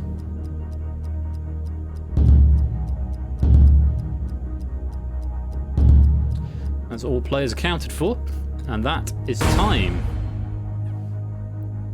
Take a look at the correct answer, find out who was right and who's going home. The answer was Mega Upload. It was Mega Upload. I would not have accepted Mega nor Mega Share. Mega is what Mega Upload was rebranded as. The company was Mega Upload Limited. Very close there at Sotley, but unfortunately not close enough. Incorrect answers: Kazaa, Napster, Pirate Bay, BitTorrent, The Pirate Bay, Mega Share. All incorrect. Very well done to Samster, Cola, Energy, and Hodders for surviving that question. You get to go back into the main game where 7 players now remain.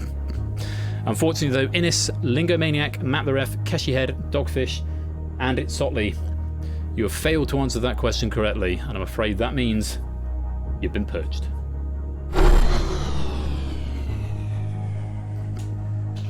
So with 5 questions before the end of the pack and only 7 players left in live play, the breakpoint is now 90% and there are now 5 options per question.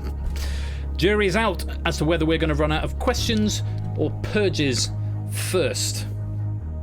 And if we do indeed run out of purges, whether or not we will be going straight to the final or whether we're going to have to use points to decide. 7 players remain from what started as 41. The very best of luck to the 7 remainers. 90% is what we're looking to avoid. Question number 16 has 5 options. Here they are. An iPhone. A taxi for Tim Cook. A birthday cake for his wife. 4,000 lattes to go. 200 plain cheese pizzas. During the very first iPhone call in 2007, what did Steve Jobs order?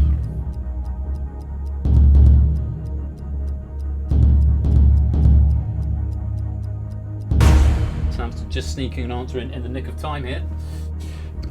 So this is something, actually, this was the first question I wrote for this pack, because it's a little nugget of trivia that I found out earlier in the week, and thought, yeah, that's definitely something that's going in this weekend. Correct answer was 4,000 lattes to go. Yes, on the first demonstration of the iPhone, he called up Starbucks and ordered 4,000 lattes to go. And the barista said, what, really? And he said, no, I'm joking, and hung up. But that was what Steve Jobs ordered. 90% is the breakpoint. It's pretty high threshold. But not impossible. We've seen it happen before, especially with only 7 players left. Let's find out. Start the meter.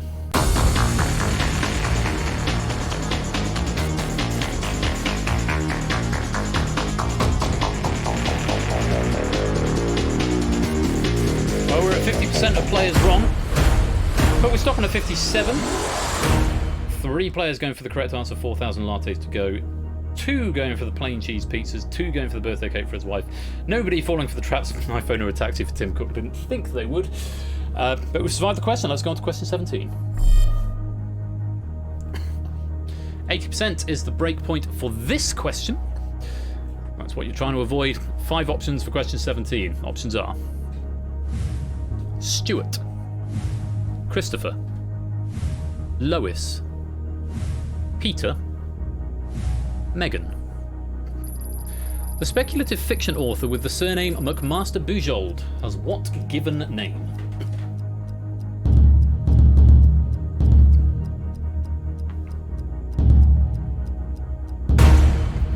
Energy just getting an answer in time. Looked like Cola was out of time there. F. Brian, yes, you may have spotted these are all members of the Griffin family from Family Guy. McMaster is a great middle name, isn't it, Samster? Good middle name. Correct answer for what it's worth is C. Lois McMaster Bujold is the author in question. 80% is the cutoff, the break point. 80% or more of you are wrong, then we're going into Purge number 5, which is the last one before the final Purge. Let's find out. Start the meter.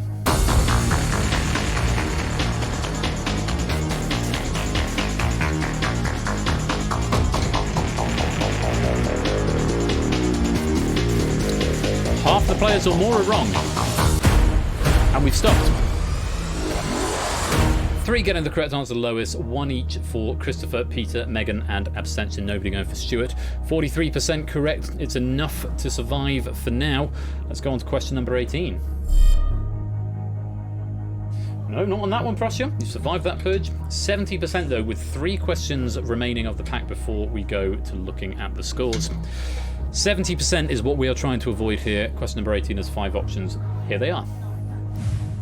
Tiptoe, Gate Crash, Rollout, Seesaw, Block Party. Which of these is a Pokemon move?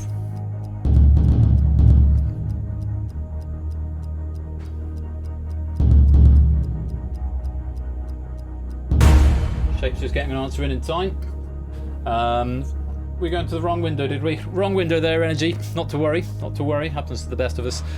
So yes, these are actually Fall Guys levels, Fall Guys games, but one of them is in fact a Pokemon move as well, and it's a move that I hate with a great passion. It is in fact C, Rollout. If you ever had to go against Whitney's gym in the second generation of Pokemon, this is her Miltank uses this relentlessly, and it's one of the hardest gym battles in the whole history of Pokemon. Yeah, Whitney, tell me about it. 70% is the break point, still pretty high, but we've seen some high incorrect percentages. Let's find out how many of you were wrong. Start the meter. Wow. First time it has happened all game. 100% correct there. Everybody going for the correct answer. C, Rollout. Very well played. On we go. 2 questions left. Breakpoint drops to 60%. 5 options here. A, B, C, D, or E. Very best of luck. Question 19. Options are Olga, Tachina, Anastasia, Sergei, Maria. Which of these was not one of the 5 children of Romanov Emperor Nicholas II? I think B is pronounced Tatiana. Just to clarify. Tripping over my words there. Olga, Tatiana, Anastasia or Anastasia, Sergei or Maria. Which of those is not one of the 5 children of Romanov Emperor Nicholas II? I'm okay, but I wouldn't say no to another glass of wine if you're doing drinks. Thank you, baby. Let's find out. The correct answer was Sergei. Originally, this question was going to be Sergei was going to be replaced with Alexis, and then 8Binky pointed out that the 5th child was actually Alexei, Alexei, and we haven't got enough citations to say that maybe he didn't go by that name informally. So we changed it to something completely different, which in this case was Sergei. Good Russian name. All the other 4 plus Alexei were children of the Romanov Emperor Nicholas II. So 60% is a breakpoint, thank you, sweetie. And if 60% or more of you are wrong, then we are going to the 5th purge, which will be the last one before. And if we go to that purge, then we won't get to see question number 20, but we'll save that for another time. Let's have a look. Start the meter.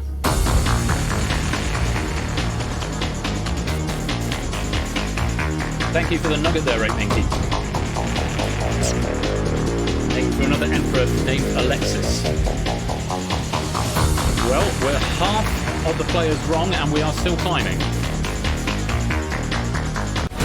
And we've stopped, wow, 86%. Well, this is a very scary position to be in.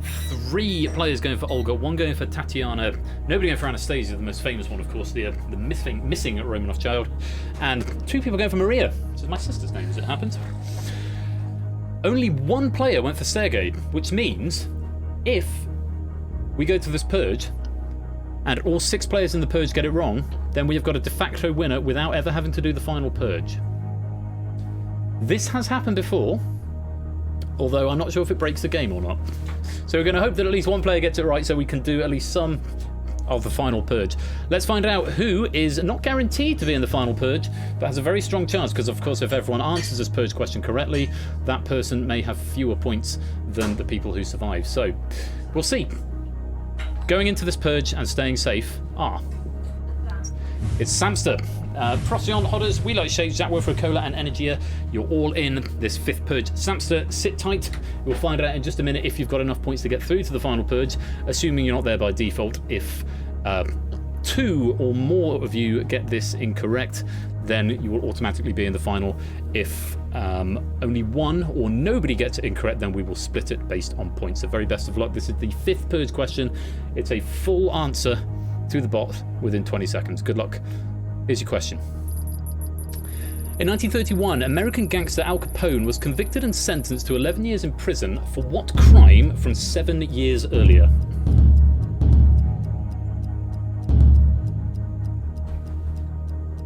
And there we go. All 6 have got an answer in. Just going to wait for that time to drain. And that is time. Well, let's find out. Are we getting a de facto final? Or are we going to have to split it on points? Correct answer was tax evasion. Hodders, I'm afraid I did make a point in the citations that fraud was not specific enough. It's one of the first things I wrote down in the factoids, and one of the only factoids I've actually remembered from memory. It's tax evasion.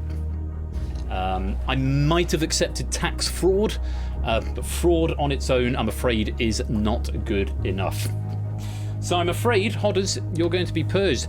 Procyon, Jack Wilfred, Colo, Energy, and We Like Shapes, congratulations, you have survived, though one of you, or possibly Samsa, will be purged before we go to the final. But for now, Hodders, I'm afraid you failed to answer that question correctly, and you've been purged. So, we have got 6 survivors, but only one of you can go forward. It's almost perfectly balanced purge pack. I do like it when this happens, but we've got 1 question left over in the main game and 1 too many players to go through to the final. Let's find out who's going to have some tears tripping at the final hurdle for not having enough points. It's Colo. We don't even need to use the tiebreaker. Colo with just 9 points. I'm afraid you have not made the final cut. 9 out of 19. Very well done to Procyon and We Like Shapes with 14 apiece. Samson's got 12. Jack and Energia both on 11 out of 19. Pretty difficult game. 14 out of 19, the maximum points there.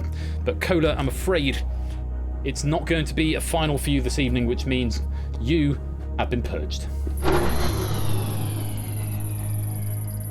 9 wrong in a row, not a surprise.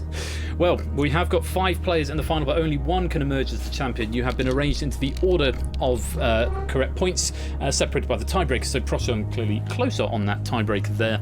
So Procyon, you're going to have the decision of whether you go first or last. In the final, let me just explain to those of you who haven't been here before, I'm not sure I've seen Energia here before. I'm pretty sure the others have either been here or have at least seen a Purge final, though not necessarily. Purge survivors, Procyon has survived a Purge before, Samster survived the last Purge, Shapes has never survived a Purge, Jack Wilfred has never survived a Purge, and Energia has never survived a Purge, for what it is worth. Excuse me. So, how it works in the final Purge, you get to see half a question. Based on that half a question, you need to decide whether to play or pass. If you're going to play, you just need to type play. If you're going to pass, you need to tell me who you're going to pass it to. It then works as you would expect. If you play and you get it right, you can choose someone else to knock out. If you pass and they get it wrong, they are knocked out. If you play and you get it wrong, you are knocked out. If you pass and they get it right, then you are knocked out. There should be a simpler way to explain that in words, but I'm yet to find one. So you'll see half a question. Based on that, you need to make your decision as to whether you're going to play or pass. If you're going to pass, you must also tell me who you're passing it to. You don't have to be exact. I manually assign all the players, but please do make it clear. For example, Procyon, if you see the first question and you don't want to play it, you need to type pass Jack Wilfred, for example, or pass Samster, for example. Okay? So, the first decision, though, is with Procyon, because Procyon is in the lead. Procyon gets the decision of whether to go first or last. F or L to the bot now, Procyon. Procyon has chosen to go first. I'm not wasting much time in thinking about that. Questions will therefore be asked in descending order, starting with Procyon. So descending order of points, that is, starting with the player with the most points. That's you, Procyon. So, Procyon, here's half a question for you. As I've just explained, decide whether you want to answer this question or nominate somebody else based on the half a question. If you wish to nominate somebody else, you must indicate who in your response. Here's half a question. The goalkeeper, Peter. Play or pass, Procyon?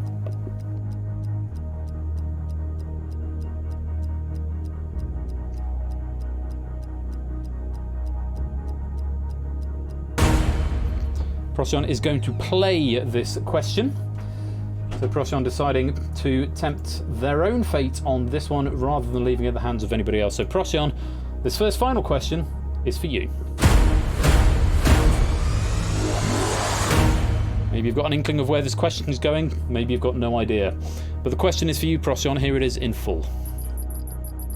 The goalkeeper Peter Schmeichel spent many years at Manchester United, but was born in which country?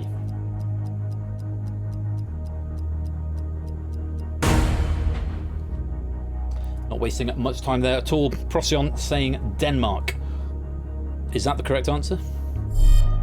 Certainly is. Very well done, Procyon. You have answered that question correctly, and because you chose to play it, you now get the singular honour of telling me who you are going to eliminate. So 20 seconds to make up your mind.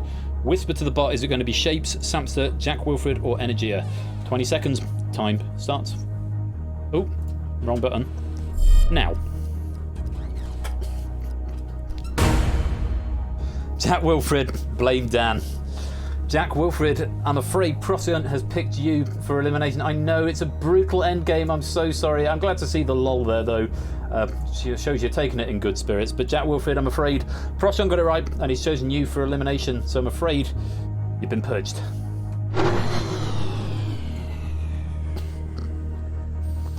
On we go then. We Like Shapes. Control of the board passes to you. And again, you get half a question. Decide whether you want to play or whether you want to pass. If you wish to nominate somebody else, remember you must indicate who in your response. What was the name of the character played by Jennifer?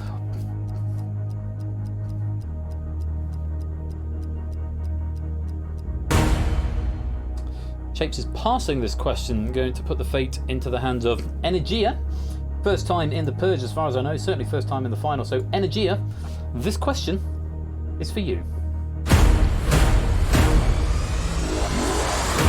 So you get the question in full, Energia. If you get it right, you knock Shapes out of the game. If you get it wrong, you knock yourself out of the game. Very best of luck. Whispering to the bot, and it's a full answer.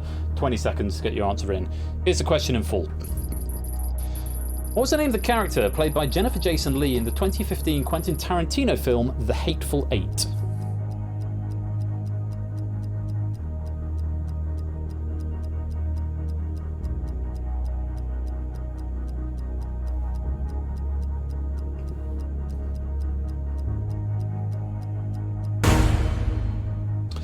Energia is going for Anna.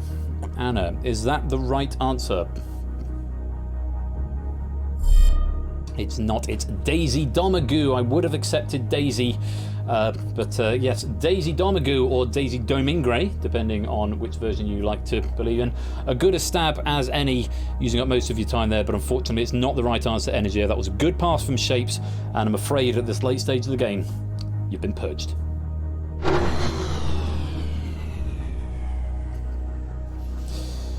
Two down, 3 to go. Play continues to Samster. Same rule, Samster. You get half a question. Based on that half, you need to decide whether to play or to pass. And if you're going to pass, remember you've got to tell me who you're passing it to. Here's your half a question, Samster. According to Greek history, the story of the sword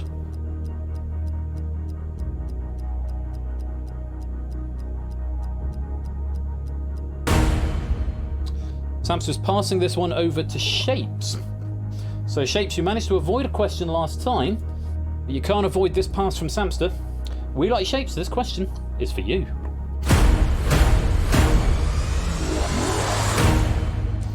So let's see if you'll fare any better of it. Would Samster have known the answer? He'll find out in a minute. Shapes, here's the question in full. According to Greek history, the story of the sword of Damocles arose when the courtier Damocles was granted the opportunity to switch places with which king for one day?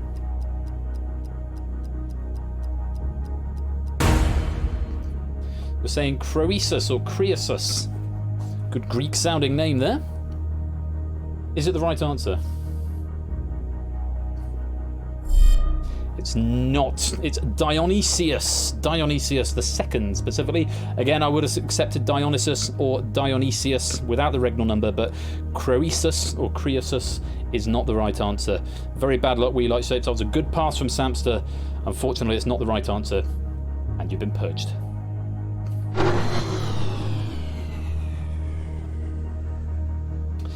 So, player's going to pass back around to Procyon. It's going to loop back around, and Procyon, you're going to have the final say on whether it's a play or a pass. You don't need to tell me who you're going to pass to if you're going to pass. We've got two former champions here, the champion of last week in the charity special and champion from episode 6, Procyon. Just tell me if you're going to play or pass, Procyon. Here's half a question. Which word from the NATO phonetic alphabet is used as... Going to play it, saying contain time into the chat. Your contain knowledge could be very useful here. Might be, might not be. Good luck, Procyon. This question is for you. Final Purge question of the night then, Procyon. Best of luck, here it is, in full. Which word from the NATO phonetic alphabet is used as the protagonist's name in the game BioShock 2? Whoa! Not wasting any time there at all. And a GG in the chat before I've even revealed the answer. Let's put Samster out of his misery. The correct answer is Delta. And well done, the observant among you who spotted that all of the answers in the final began with the letter D. Yes, subject Delta was the character in BioShock 2. Never missed an opportunity to put a BioShock question into there. Very, very well done to Procyon, but Samster, unfortunately, Procyon's played. They've got it right, which means you, Samster, have been purged. Oh, but Procyon, you still need to tell me who you need to knock out, because that's how this game works. That's it. The person who passes the sentence Toot Alex and Ralph a bit early. Of course, Procyon playing in face-off in just a few minutes' time. This is a good warm-up. It's going to maybe be a good omen. I can't eliminate them because they're not in the game. I could technically eliminate you if I was so inclined, Procyon, but I'm not going to do that. Eliminate you for cheek. Yes, the person who passes the sentence must swing the sword in this game, and so even though you're not saying that, I'm going to interpret Toot Alex and Ralph a bit early as Samster, which means, Samster, unfortunately, you have been purged. Which means, for only the second time, I'm not sure how many finals you've done now, Procyon, it's certainly quite a few, but for only the second time, you, my friend, have survived the purge.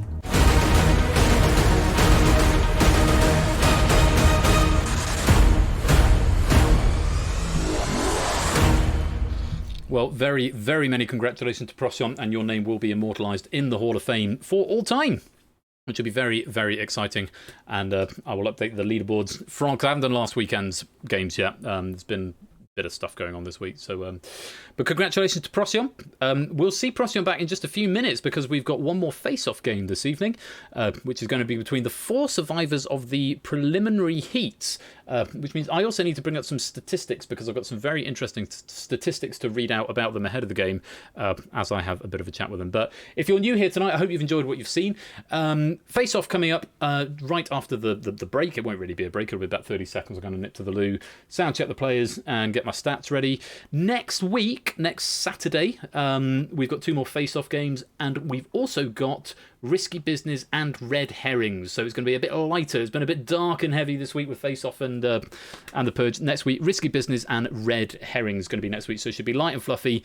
The order of things is not yet set. I'm going to chat with the players and find out who's happy to go where. It might be we start with a headline game, then do a Face-Off, then another headline, then a Face-Off. We might go Face-Off, headline, Face-Off, headline. I don't know. I'll chat with the players and we'll see what happens. But for now, I'm going to take a very, very short 2-minute break. Congratulations to Procyon. You have survived the purge.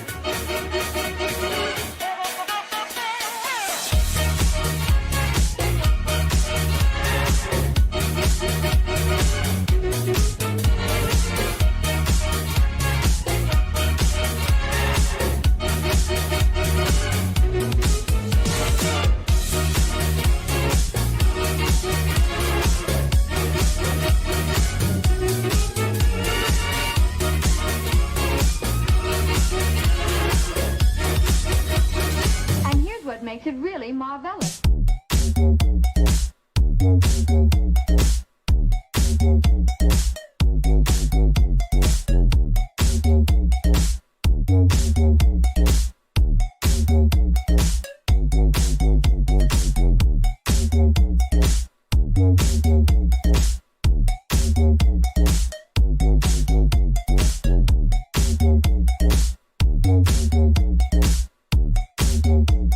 That's one thing no man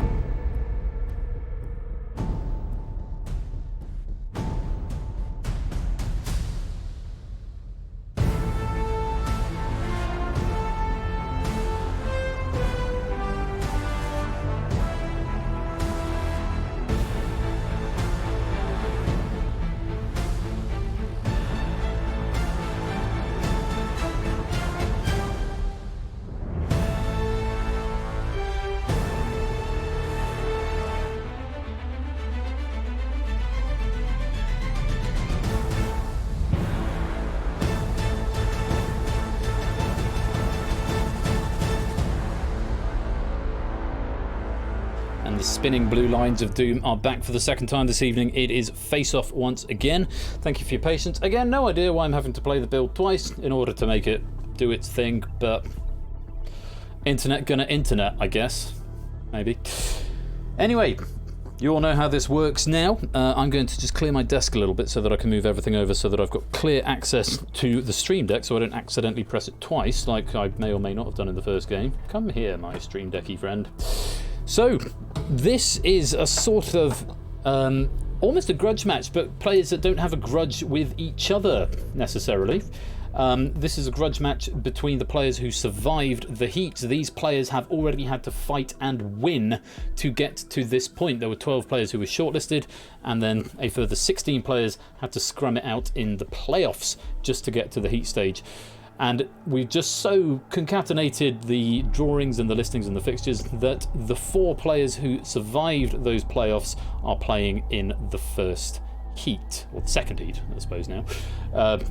So these 4 won't face each other again until potentially the qualifiers or the final. But these players already have got a victory to their name. Of course, they haven't got any points yet, and they haven't got any time in the bank. But they're all familiar with the arena, and they all know what to expect. Let's find out who is going to be playing tonight.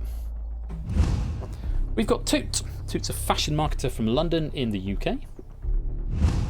We've got Procyon. Procyon is a 21-year-old math teacher from the USA. We've got Alex. Alex is a 30-year-old QA technician from Derby in the UK. And we've got Ralph. Ralph is from Huddersfield in the UK. To all 4 of you, good evening and welcome. Good evening. Hello. Hello. Lovely to have you here. We just lost Procyon back to the green room, so I'll just bring Procyon down. So, none of you 4 are is a stranger to the face-off arena. Toot, let me have a quick chat with you first of all. Possibly better known as Now Cut That Out, but here affectionately referred to as Toot. According to my statistics, you are the only player so far who has not yet got a question wrong. Well, that's going to change tonight. I'll tell you that much. Well, that's confidence for you. How are you Well, feeling? I mean, I faced like about a quarter of the questions as everyone else who made it to the final, so it was pretty clear. Well, time will tell. I mean, how are you feeling coming in here as the only player with 100% on their cards? Does that give you any sort of undue pressure to live up to, maybe, or? I mean, I know this match is going to be difficult anyway because you've got 3 previous winners, so there's no slouch here. You can't just.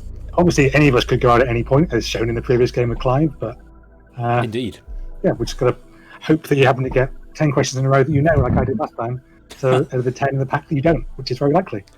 Well, the very best of luck to you, and we'll see how you fare.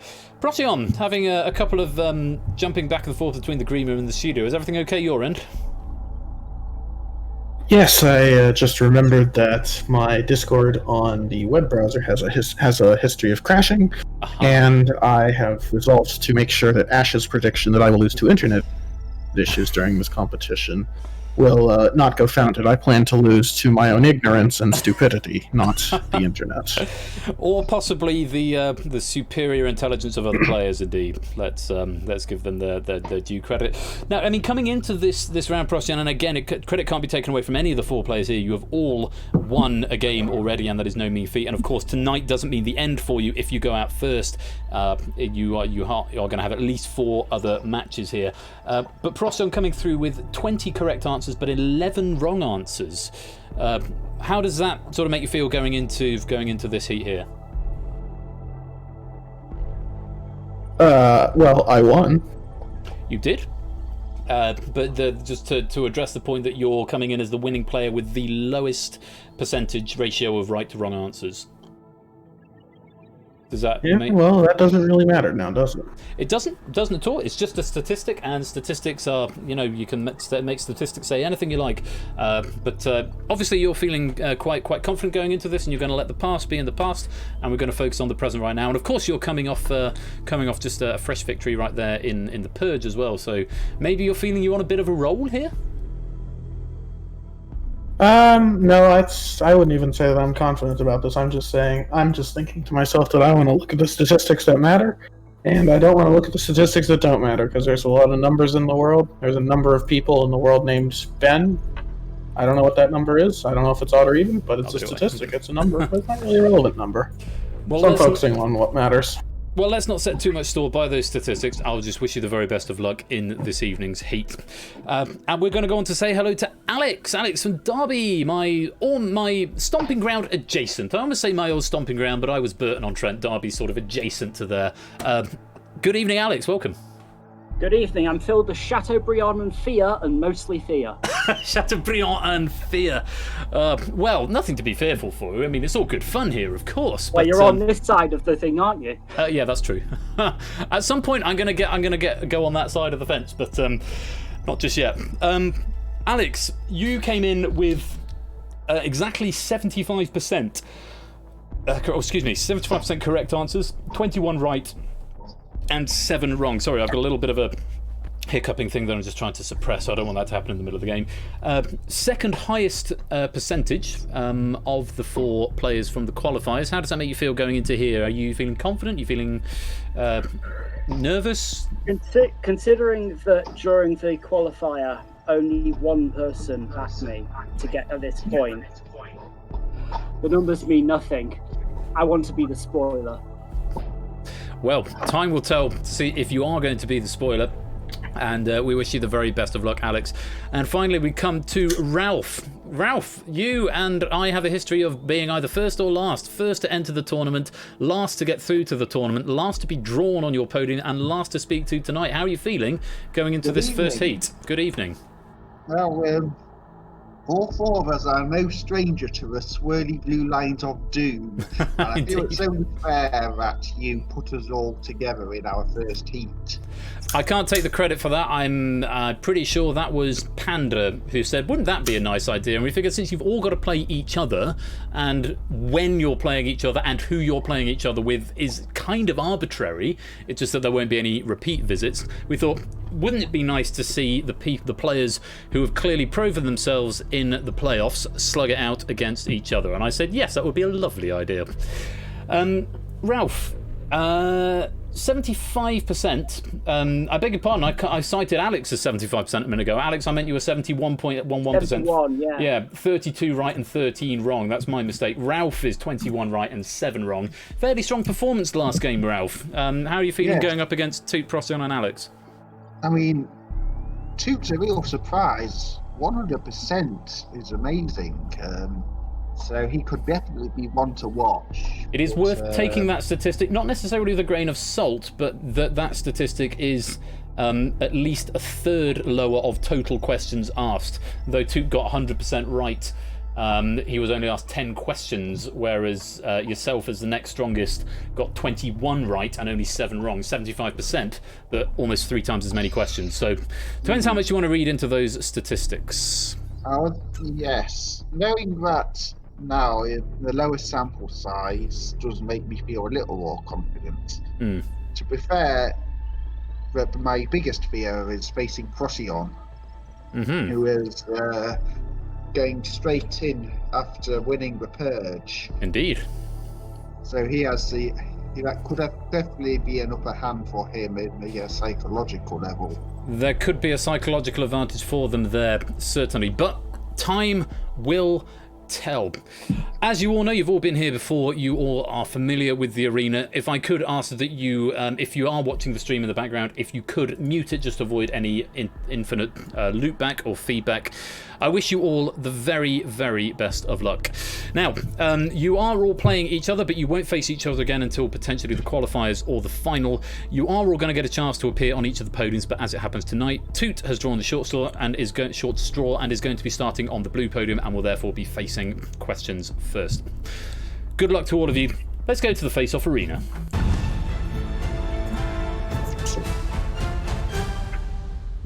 Well, here we go. Toot, Procyon, Alex and Ralph, 4 champions, 4 proven champions, but only one can emerge as the champion of playoff champions. I hope you are excited and ready to watch along at home. The very best of luck to all 4 of you. I can only accept your first answer. Toot, you're going to be answering questions first, and Toot, your time starts Now, 2. The actor James Cagney is associated with the much quoted line.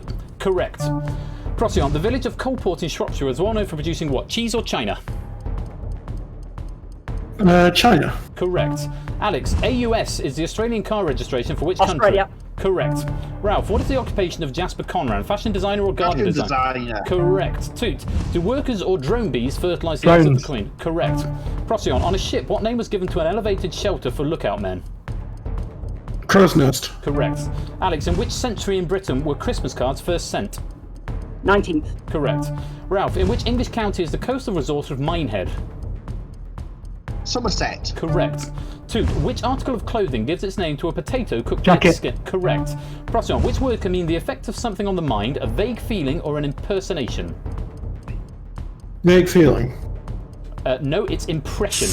In which European capital city was there widespread strikes and student protests led by Daniel Cohn-Bendit in May 1968?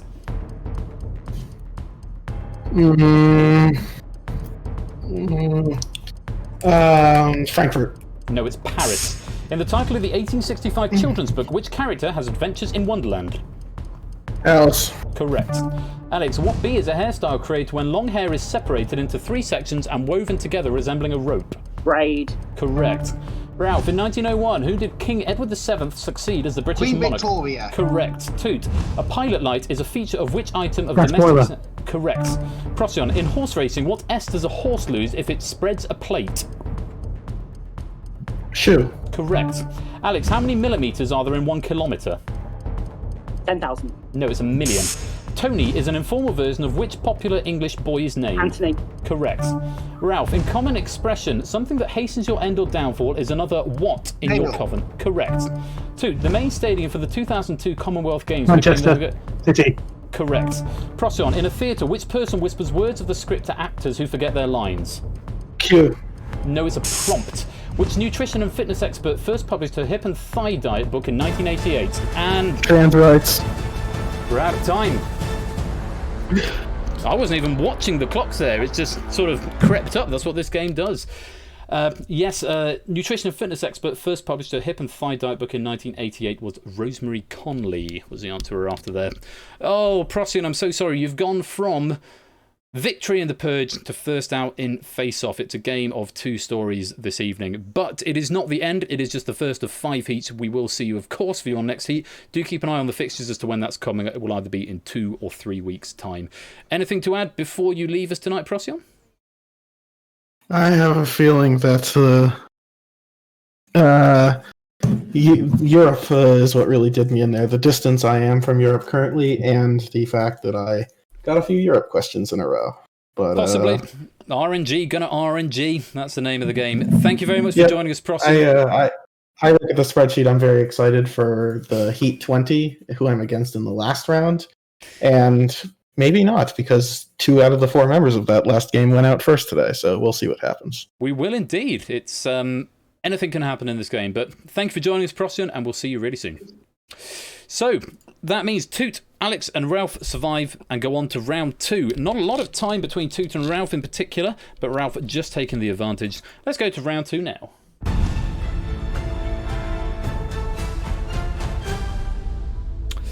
So Alex, you have finished with the most time left on your clock there and are going to start, sorry, with the least time left on your clock there, which means you're going to be starting first. How are you feeling about your performance there? Well, I got a point, and I didn't expect to do that. So anything from here coming on is a bonus. Anything from here is a bonus. You have got a point. Everyone is guaranteed at least 1 point now. 1 wrong answer, wasn't it? That's, I think, what it came down to in that first game. There wasn't a huge amount of error going on there, but you are here, starting first, but here all the same with 90 seconds on your clock. I'm going to throw down a prediction. Whoever wins tonight is going to win. Entire. Solid prediction. I probably agree with you. Whoever wins tonight is going to win. Oh, whoever wins this game is going to win the whole thing, you mean? Yeah, that's what I mean. Oh, no, I retract my agreement. I can't, obviously I can't make that prediction because I have to be scrupulously impartial. But I think whoever wins this match tonight will have won this match. That is certainly something I can agree with. I can't agree that whoever wins this match is going to win the tournament. But as is being said, a lot of oohs and ohs going on in the chat. That is a bold statement there, Alex. But we'll wait to see who, if indeed that is the case. Toot, Second on the podium. Did you miss a question there? Is your clean sheet still intact? I think it's intact. I would have got the Minehead question wrong that Ralph got, but I think I got most of the others right. Nice. Well, you're going in second position, so just a little bit slower than Ralph, but not a lot in it. 0.8 of a second, Ralph, just ahead of you there. I have one more question as well. And yes, indeed so. But here you are, 90 seconds on your clock into round 2. And Ralph, you are no stranger to position 3 of 3. Been here a few times before. How are you feeling going in the strongest position into round 2?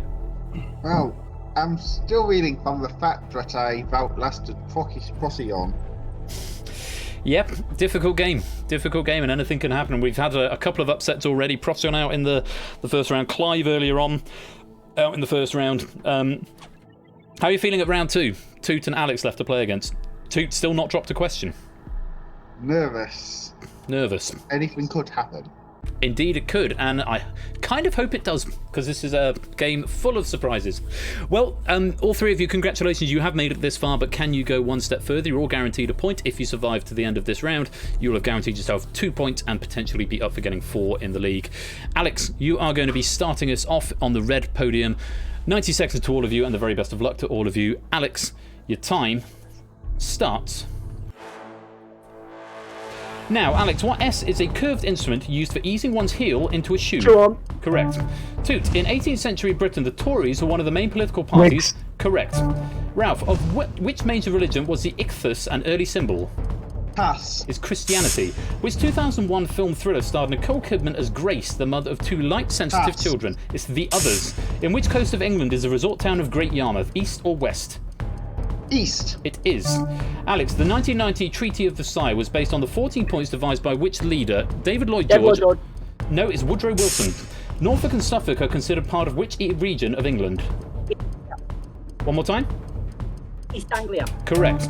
Toot, in American history, which notorious outlaw was shot dead by a member of his own gang in 1880? Correct.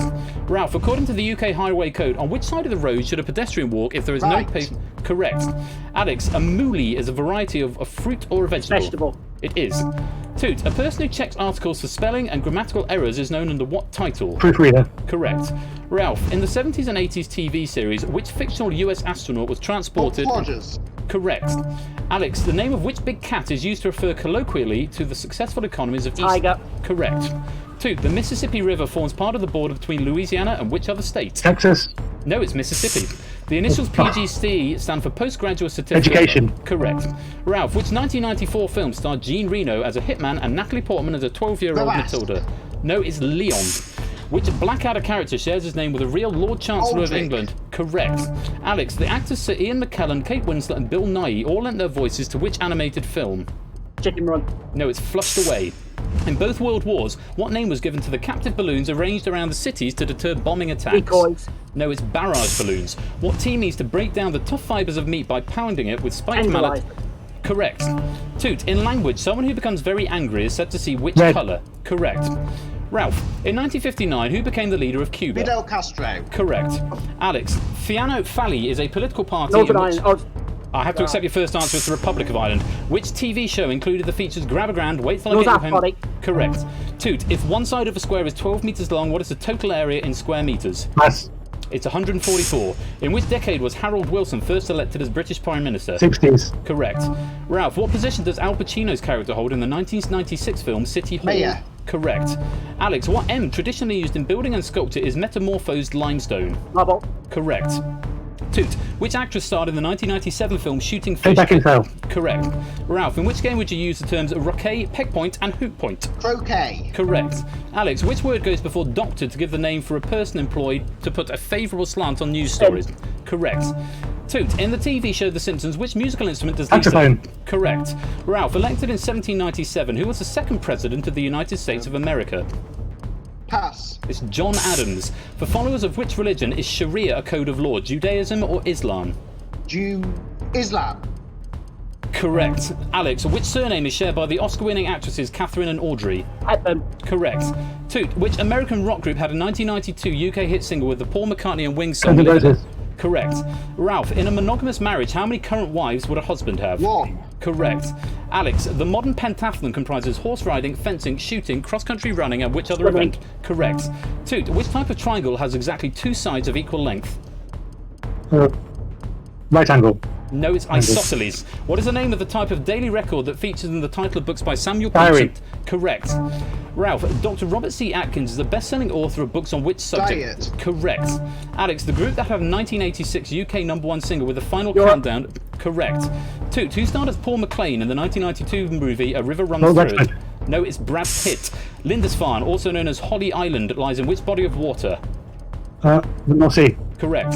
Ralph, Think Twice and My Heart Will Go On were UK #1 singles for which female singer? Celine Dion. Correct. Alex, Love in the First Degree and Robert De Niro's Waiting were UK hit singles in the 80s for which female group? Bananarama. Correct. Toot, the common expression used to describe an agreeable situation is hunky. Glory. Correct.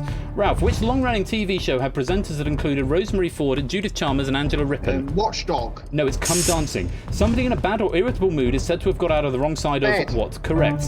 Alex, if someone weighs 112 pounds, how much is that weight in stones? 8. Correct. Toot, which leading fashion model is a granddaughter of the Duke and Duchess of Stella Devonshire? Tennant. Correct. Ralph, what name is usually given to the blue body dye used by the ancient Britons? Woad. Correct. Alex, in which sport is... Good lord. Those questions were coming so fast, I didn't dare even look at the clocks on my other monitor, and looking at the chat going ballistic now, I can see why.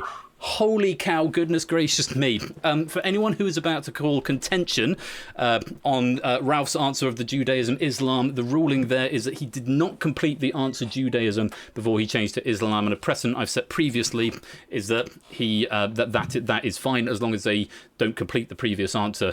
As you notice, when right angle triangle was then going to change earlier on a different question, going for isosceles, the same thing, it didn't apply, the answer was completed. So that is the ruling on that, just in case anybody is going to draw attention to that. Alex, less than a second in it.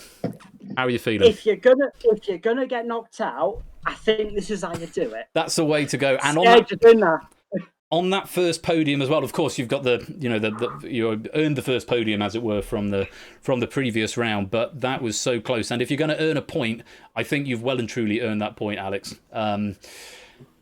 Commiserations. The reason I'm going through is through my own failure by getting questions wrong. So I ain't even mad. Such is the nature of the game. Alex, it's not goodbye. We will, of course, see you in your next heat, which will be either in 2 or 3 weeks' time. Thank you for joining us this evening. I recommend some more Chateaubriand for you. I don't want to get fat. It's the only reason I knew that stones question was because I once weighed that much. Once, I think I probably did as well, long time ago. For now, Alex, it is cheerio and good night. Thank you for joining us. Bonsoir. And we'll see you in the next heat. See you later. So, Alex joins us. Toot and Ralph go on to the final.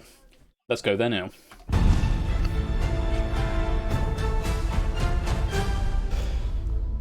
Wow, that was close, is one way of describing that. Ralph, how are you feeling? Well, firstly, we now know that Toot is indeed fallible. Yes, I was going to come to that, but I was going to wait for Toot to get there. But you got a... Also, Alex has some good taste. So I passed by Iceland today, and they were selling Chateaubriand for only £8. So nice. Maybe he went rare forced. He got his Chateaubriand there. Maybe that's where the Chateaubriand has come from. I mean, you got into a bit of a string of bad luck near the beginning there. I think you had about 3 incorrect in a row. That was a huge scare to begin with when I miffed it on the Ichthys. It's actually Jesus fish. So that was just a real blooper, and now I lost the advantage of not being first. You have indeed, but you managed to claw it back, and you are still alive, which is all that counts. All but 0.85 seconds. You're not going to get much in the way of tiebreaker points there, but you are still here with 120 seconds back on your clock, ready to fight it out against Toot. Toot, you've dropped a question or two. I'm floored. I just shamed myself. I've sinned. Forgive me. Anything you're regretting from that last round? That was a tough round. Obviously. I mean, I was thinking of scaling triangle on an equal platform. I couldn't remember the other one. The Mississippi River. Should have guessed it was the Mississippi River. That's the one I think might come back to haunt you when the answer is in the question. But you think it's a trick question or something? So Could well have been. I can do 12 by 12, but I didn't want to do it. And I thought it quicker to pass than do it in my head while it was going on. Well, that's the thing. Again, the pressure of this game, so much that you think might be an easy answer with enough time and the pressure of the clock off. But yeah, like Tom Scott said, some of the easier ones are just like a simple math thing. You question more than the hard ones because you don't have any backup answers. If you know it, you just know it. But yeah, the face-off arena does all sorts of funny things to people. But you are here, and you are with the advantage with the most time left on your clock going into this final round against Ralph. You've both got 2 minutes to answer questions. You've both been answering a lot of questions. Toot's got through significantly more than 10 already. And the sweepstake, for what it's worth, if you're playing along in the sweepstake, that closed before this began. I got about 19 people entering in on questions asked, and I'm pretty sure some people who've entered a number into that sweepstake are already out because they've bid far, far too low. I'm not going to give you a running track. I mean, if you want to go back and count all the questions that have been used, you're more than welcome to do that. I'm not going to keep a running count of them. Panda may be in the statistics screen over in the fixtures, which is pinned in the Discord, which you can go and join somewhere the bot will tell you about in just a minute. For now, we have got one final round of face-off to go. Ralph versus Toot. And Ralph, you are going to be starting us off. The very best of luck to you both. And Ralph, your time starts. Now, Ralph, what K is the offspring of a Tom and a Queen? Kitten. Correct. Toot, what is 3/4 of 88? 66. Correct. Ralph, in the British peerage, what C is the title used by the wife of an earl? Pass. It's Countess. Which US city immediately preceded Sydney as host of the Summer Atlanta. Olympics? Correct. Toot, which American TV detective frequently used the catchphrase, just Columbo. one more thing? Correct. Ralph, what is the fruit of the hawthorn called? Blackberry. No, it's a haw. Which English seaside resort lies on the Irish sea coast, Southport or Southend? Port. Correct. Toot, what is the minimum number of competitors in a game of tennis? 2. Correct. Ralph, in which present-day country is the white seaport of Archangel? Turkey. No, it's Russia. Which symbolic cricketing prize was first presented to England in The 1880? Ashes. Correct. Toot, the liqueur made from brandy, egg yolks and sugar known as Advocat originated in which Netherlands. Correct. Ralph, the characters Top of Pig and Hartley Hare all appeared in which 1970s children's TV Hector's programme? House. No, it's Pipkins. Which name is shared by a cathedral city in the east of England and an American president called Lincoln. Abraham? Correct. Toot, the famous jazz and blues diva who shared her stage name with a major US Washington. city was... Correct. Ralph, on which part of the body would a gauntlet usually be worn? The hand. Correct. Toot, who starred opposite Daryl Hannah in the 1984 comedy Tom Splash? Hanks. Correct. Ralph, parkin is a type of cake flavoured with which hot-tasting spice? Cinnamon. No, it's ginger. What V is a church official who assists the clergyman? No, it's a verger. What was the title of the spin-off series from Grange Hill that focused on the characters of Tuck Pass. Jenkins? Tucker's Luck. A V-shaped point in the hairline in the middle of the forehead is known as a widow's what? Part. It's a peak. Which film about the mental illness of a British monarch was adapted for screen by The Alan King's Bennett? Speech. No, it's The Madness of King George. The American blues singer John Lee Hooker was famous for playing which instrument? saxophone. No, it's the guitar. What type of animals are ridden in the Dubai World Cup? Horses or camels? Horses. Correct. Toot, gastritis is an inflammation of the lining of which Stomach. organ? Correct. Ralph, which dramatist wrote the play Julius Caesar? Shakespeare. Correct. Toot, which dial indicates a vehicle speed in a standard motor Speedometer. car? Correct. Ralph, Paul and Barry Elliott make up which children's TV comedy duo? The Chuckle Brothers. Correct. Toot, the Republic of the Marshall Islands consists of a group of coral islands. in which- Pacific. Correct. Ralph, a daily ration of rum was issued until The 1970. Navy. Correct. Toot, what A is the term given to the quality of sound transmission in a theatre? Acoustics. Correct. Ralph, what is the name of the stylized flower emblem of French royalty? Fleur de lis. Correct. Toot, what B means both an American cake flavoured with chocolate and a junior member Brownie. of the... Correct. Ralph, in which sporting activity is Sir Chris Bonington a leading figure? Cricket. No, it's mountaineering. The impala is an antelope native to which continent? Africa. Correct. Toot, what M is another name for the Queensland nut? Academia. Correct. Ralph, what is the sentence thick as two short planks, a metaphor or a simile? Metaphor. No, it's a simile. Which type of instrument is a clavichord? Keyboard or woodwind? Keyboard. Correct. Toot, in the House of Lords, which square, wool-filled seat is provided for the Lord Chancellor? Woolsack. Correct. Ralph, according to the common expression... And there's time. According to the common expression... That's not a common expression. Ralph has been eliminated. According to the common expression, if something gets you angry, it makes your hackles do what? Was the question in full there. Raised. Yes, Rise was the answer. Really rough run of luck there, and I think maybe you got into a bit of a spiral, unable to escape from it, possibly? Absolutely. That's the way this game goes. But you have put up a tremendous fight to get to this point, and you leave us with 2 points after this heat, which will go into the league table, and we will see you for your next heat in either 2 or 3 weeks. Do go and check the fixtures for that. Ralph, thank you for joining us, and we'll see you really soon. I could do with some macadamia brownies right now. I suggest you get right on that. Some macadamia brownies and a nice glass of red wine would do you the world of good, I'm sure. Farewell. Thanks very much, Ralph. Take care. Which means, for the second time, and the second player tonight to win a face-off for the second time, Toot joins 8Minky. 8Minky winning the pilot, and Toot winning both his qualifier, his playoff, and his first heat. Your champion of the second face-off is Toot.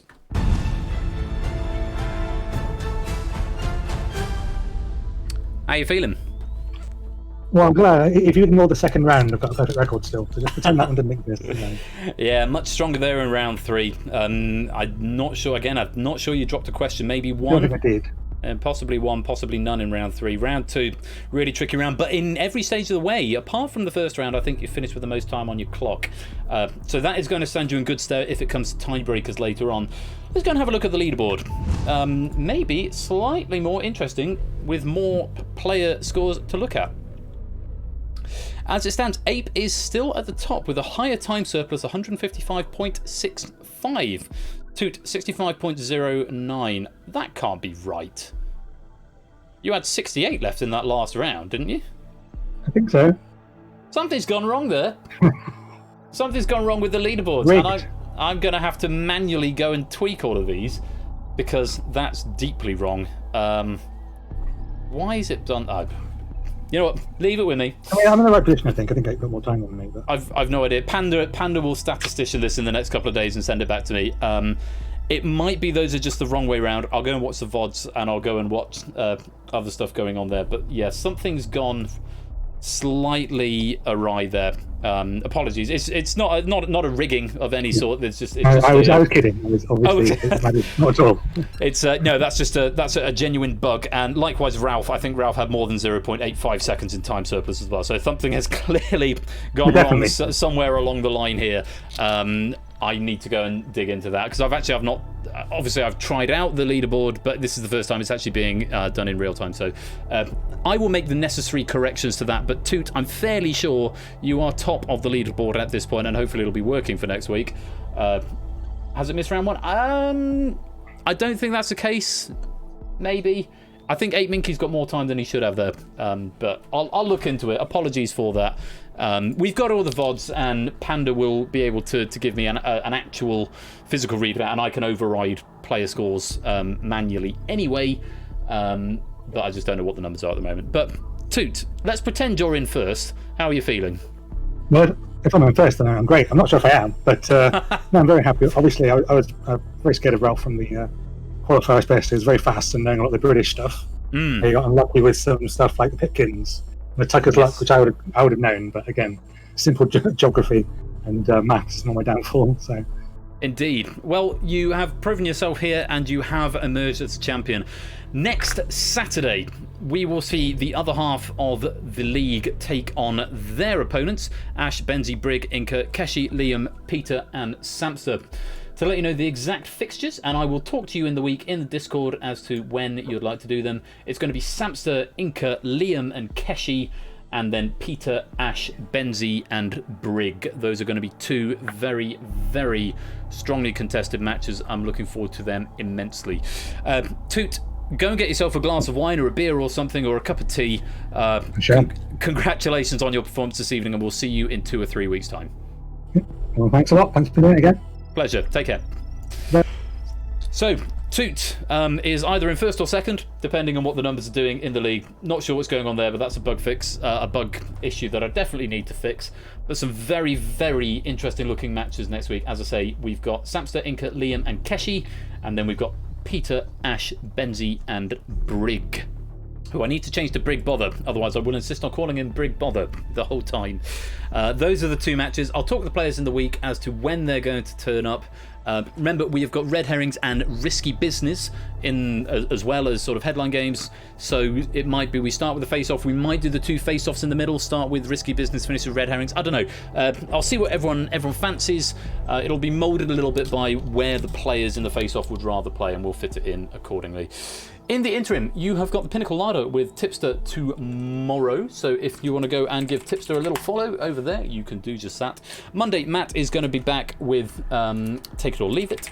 And for some reason, Matt, remind me at some point in the week that I need to set up a command for you, because that's not it. Let me try again. It'll be the second one. Twitch.tv/Matt_ref. There we go. There's Matt's there, Monday night. Go check him out. I'm back on Tuesday with Blockbusters and the Code. Hopefully I'll fix the code of the code. But Blockbusters and the Code on Tuesday. Look forward to seeing you there. Ash is going to be here on Wednesday with... I've got it written down. So it's 15 to 1 with Ash on Wednesday. So do pop along for that on Ash's channel. Ash is there. Yes, Ash's channel right there, 15 to 1 on Wednesday. For the record, in Blockbusters on the Tuesday, it's going to be a brand new slate of 3 players. There are no returning players, so it's going to be a brand new slate of 3, so do pop along for that. Should be really good fun. Thursday, Quizzy Dan is going to be here with his Quizzy Bingo. I know he's had a couple of weeks off because he's got a new gig at the moment. That's not how you spell Quizzy. Try that again. Quizzy Dan. There he is. Go give him a follow Thursday. He's also got the Witness on Wednesday if you want an alternative to 15 to 1. Witness Wednesday or 15 to 1 with Dan or Ash. Quizzy Dan's here on Thursday. And then the big one, the end of Ash's Season 5, the Time Shock, for which the draws were made last night, and it was enormously exciting. To see those coming out after Wipeout last night. The Time Shock is happening. It's Ash's Season 5 finale. That is going to be Friday at 8. There looks to be some formidable matches. There's been some amazing questions written. I've not been privy to a lot of them, but I've seen 1 or 2 of them drifting in. I'm sure I've seen the format of some sort. Maybe I haven't seen the questions, but either way, that is next Friday on Ash's channel. The Time Shock, 8 PM. It's going to be cray-cray, as I would say. Indeed so. I would never say that ever again. Yeah. Do not miss that. That is going to be an epic stream next Friday. It's going to be a pretty long one, so do go and check Ash out for that. And then, of course, I'm back next Saturday. We're going to have more face-off. The next 2 face-off matches with the competitors on the right-hand side of your screen at the moment, and also some Risky Business and Red Herrings to go with it, as ever. If you want to come and hang out with us, the Discord is right there. And if you want to write questions for any of these, I've got a new system which is almost ready to go. Everything's going to be done now in Google Sheets rather than with individual apps, which is going to save me a lot of time actually in creating the apps to begin with, and also it should make it more accessible for you guys writing questions. So I'll be punching out an announcement about that at some point in the week. So if you do want to get some more trivia in, if you want your packs to be featured in any of the games that we play on Originals and quite a few of the classics as well, then do come and join us. As 8mink is saying, it does make proofing a lot easier as well. I think it's a much nicer system that I think a lot of people are going to like. That's it from me for this evening. I know you can't see me on the camera, so I can't do the peace off thing, but I'll do it anyway and hope for the best. Been lovely talking to you all tonight. Congratulations to Ape and to 2. I'll fix this leaderboard for next week. I'm not sure what's going on. I'll check out the VODs. Hey, it's been a good night. Thanks all very much for playing. Congrats to Procyon on winning the Purge as well. Welcome to all of our new friends as well. Lovely to have you here, and do stick around. I've been Royal Flush. Until next time, be splendid to each other, be wonderful and nice and kind and brilliant. And until I see you again, which will be Tuesday if not before, like I say, I've been Royal Flush. Take care, peace out, and good night.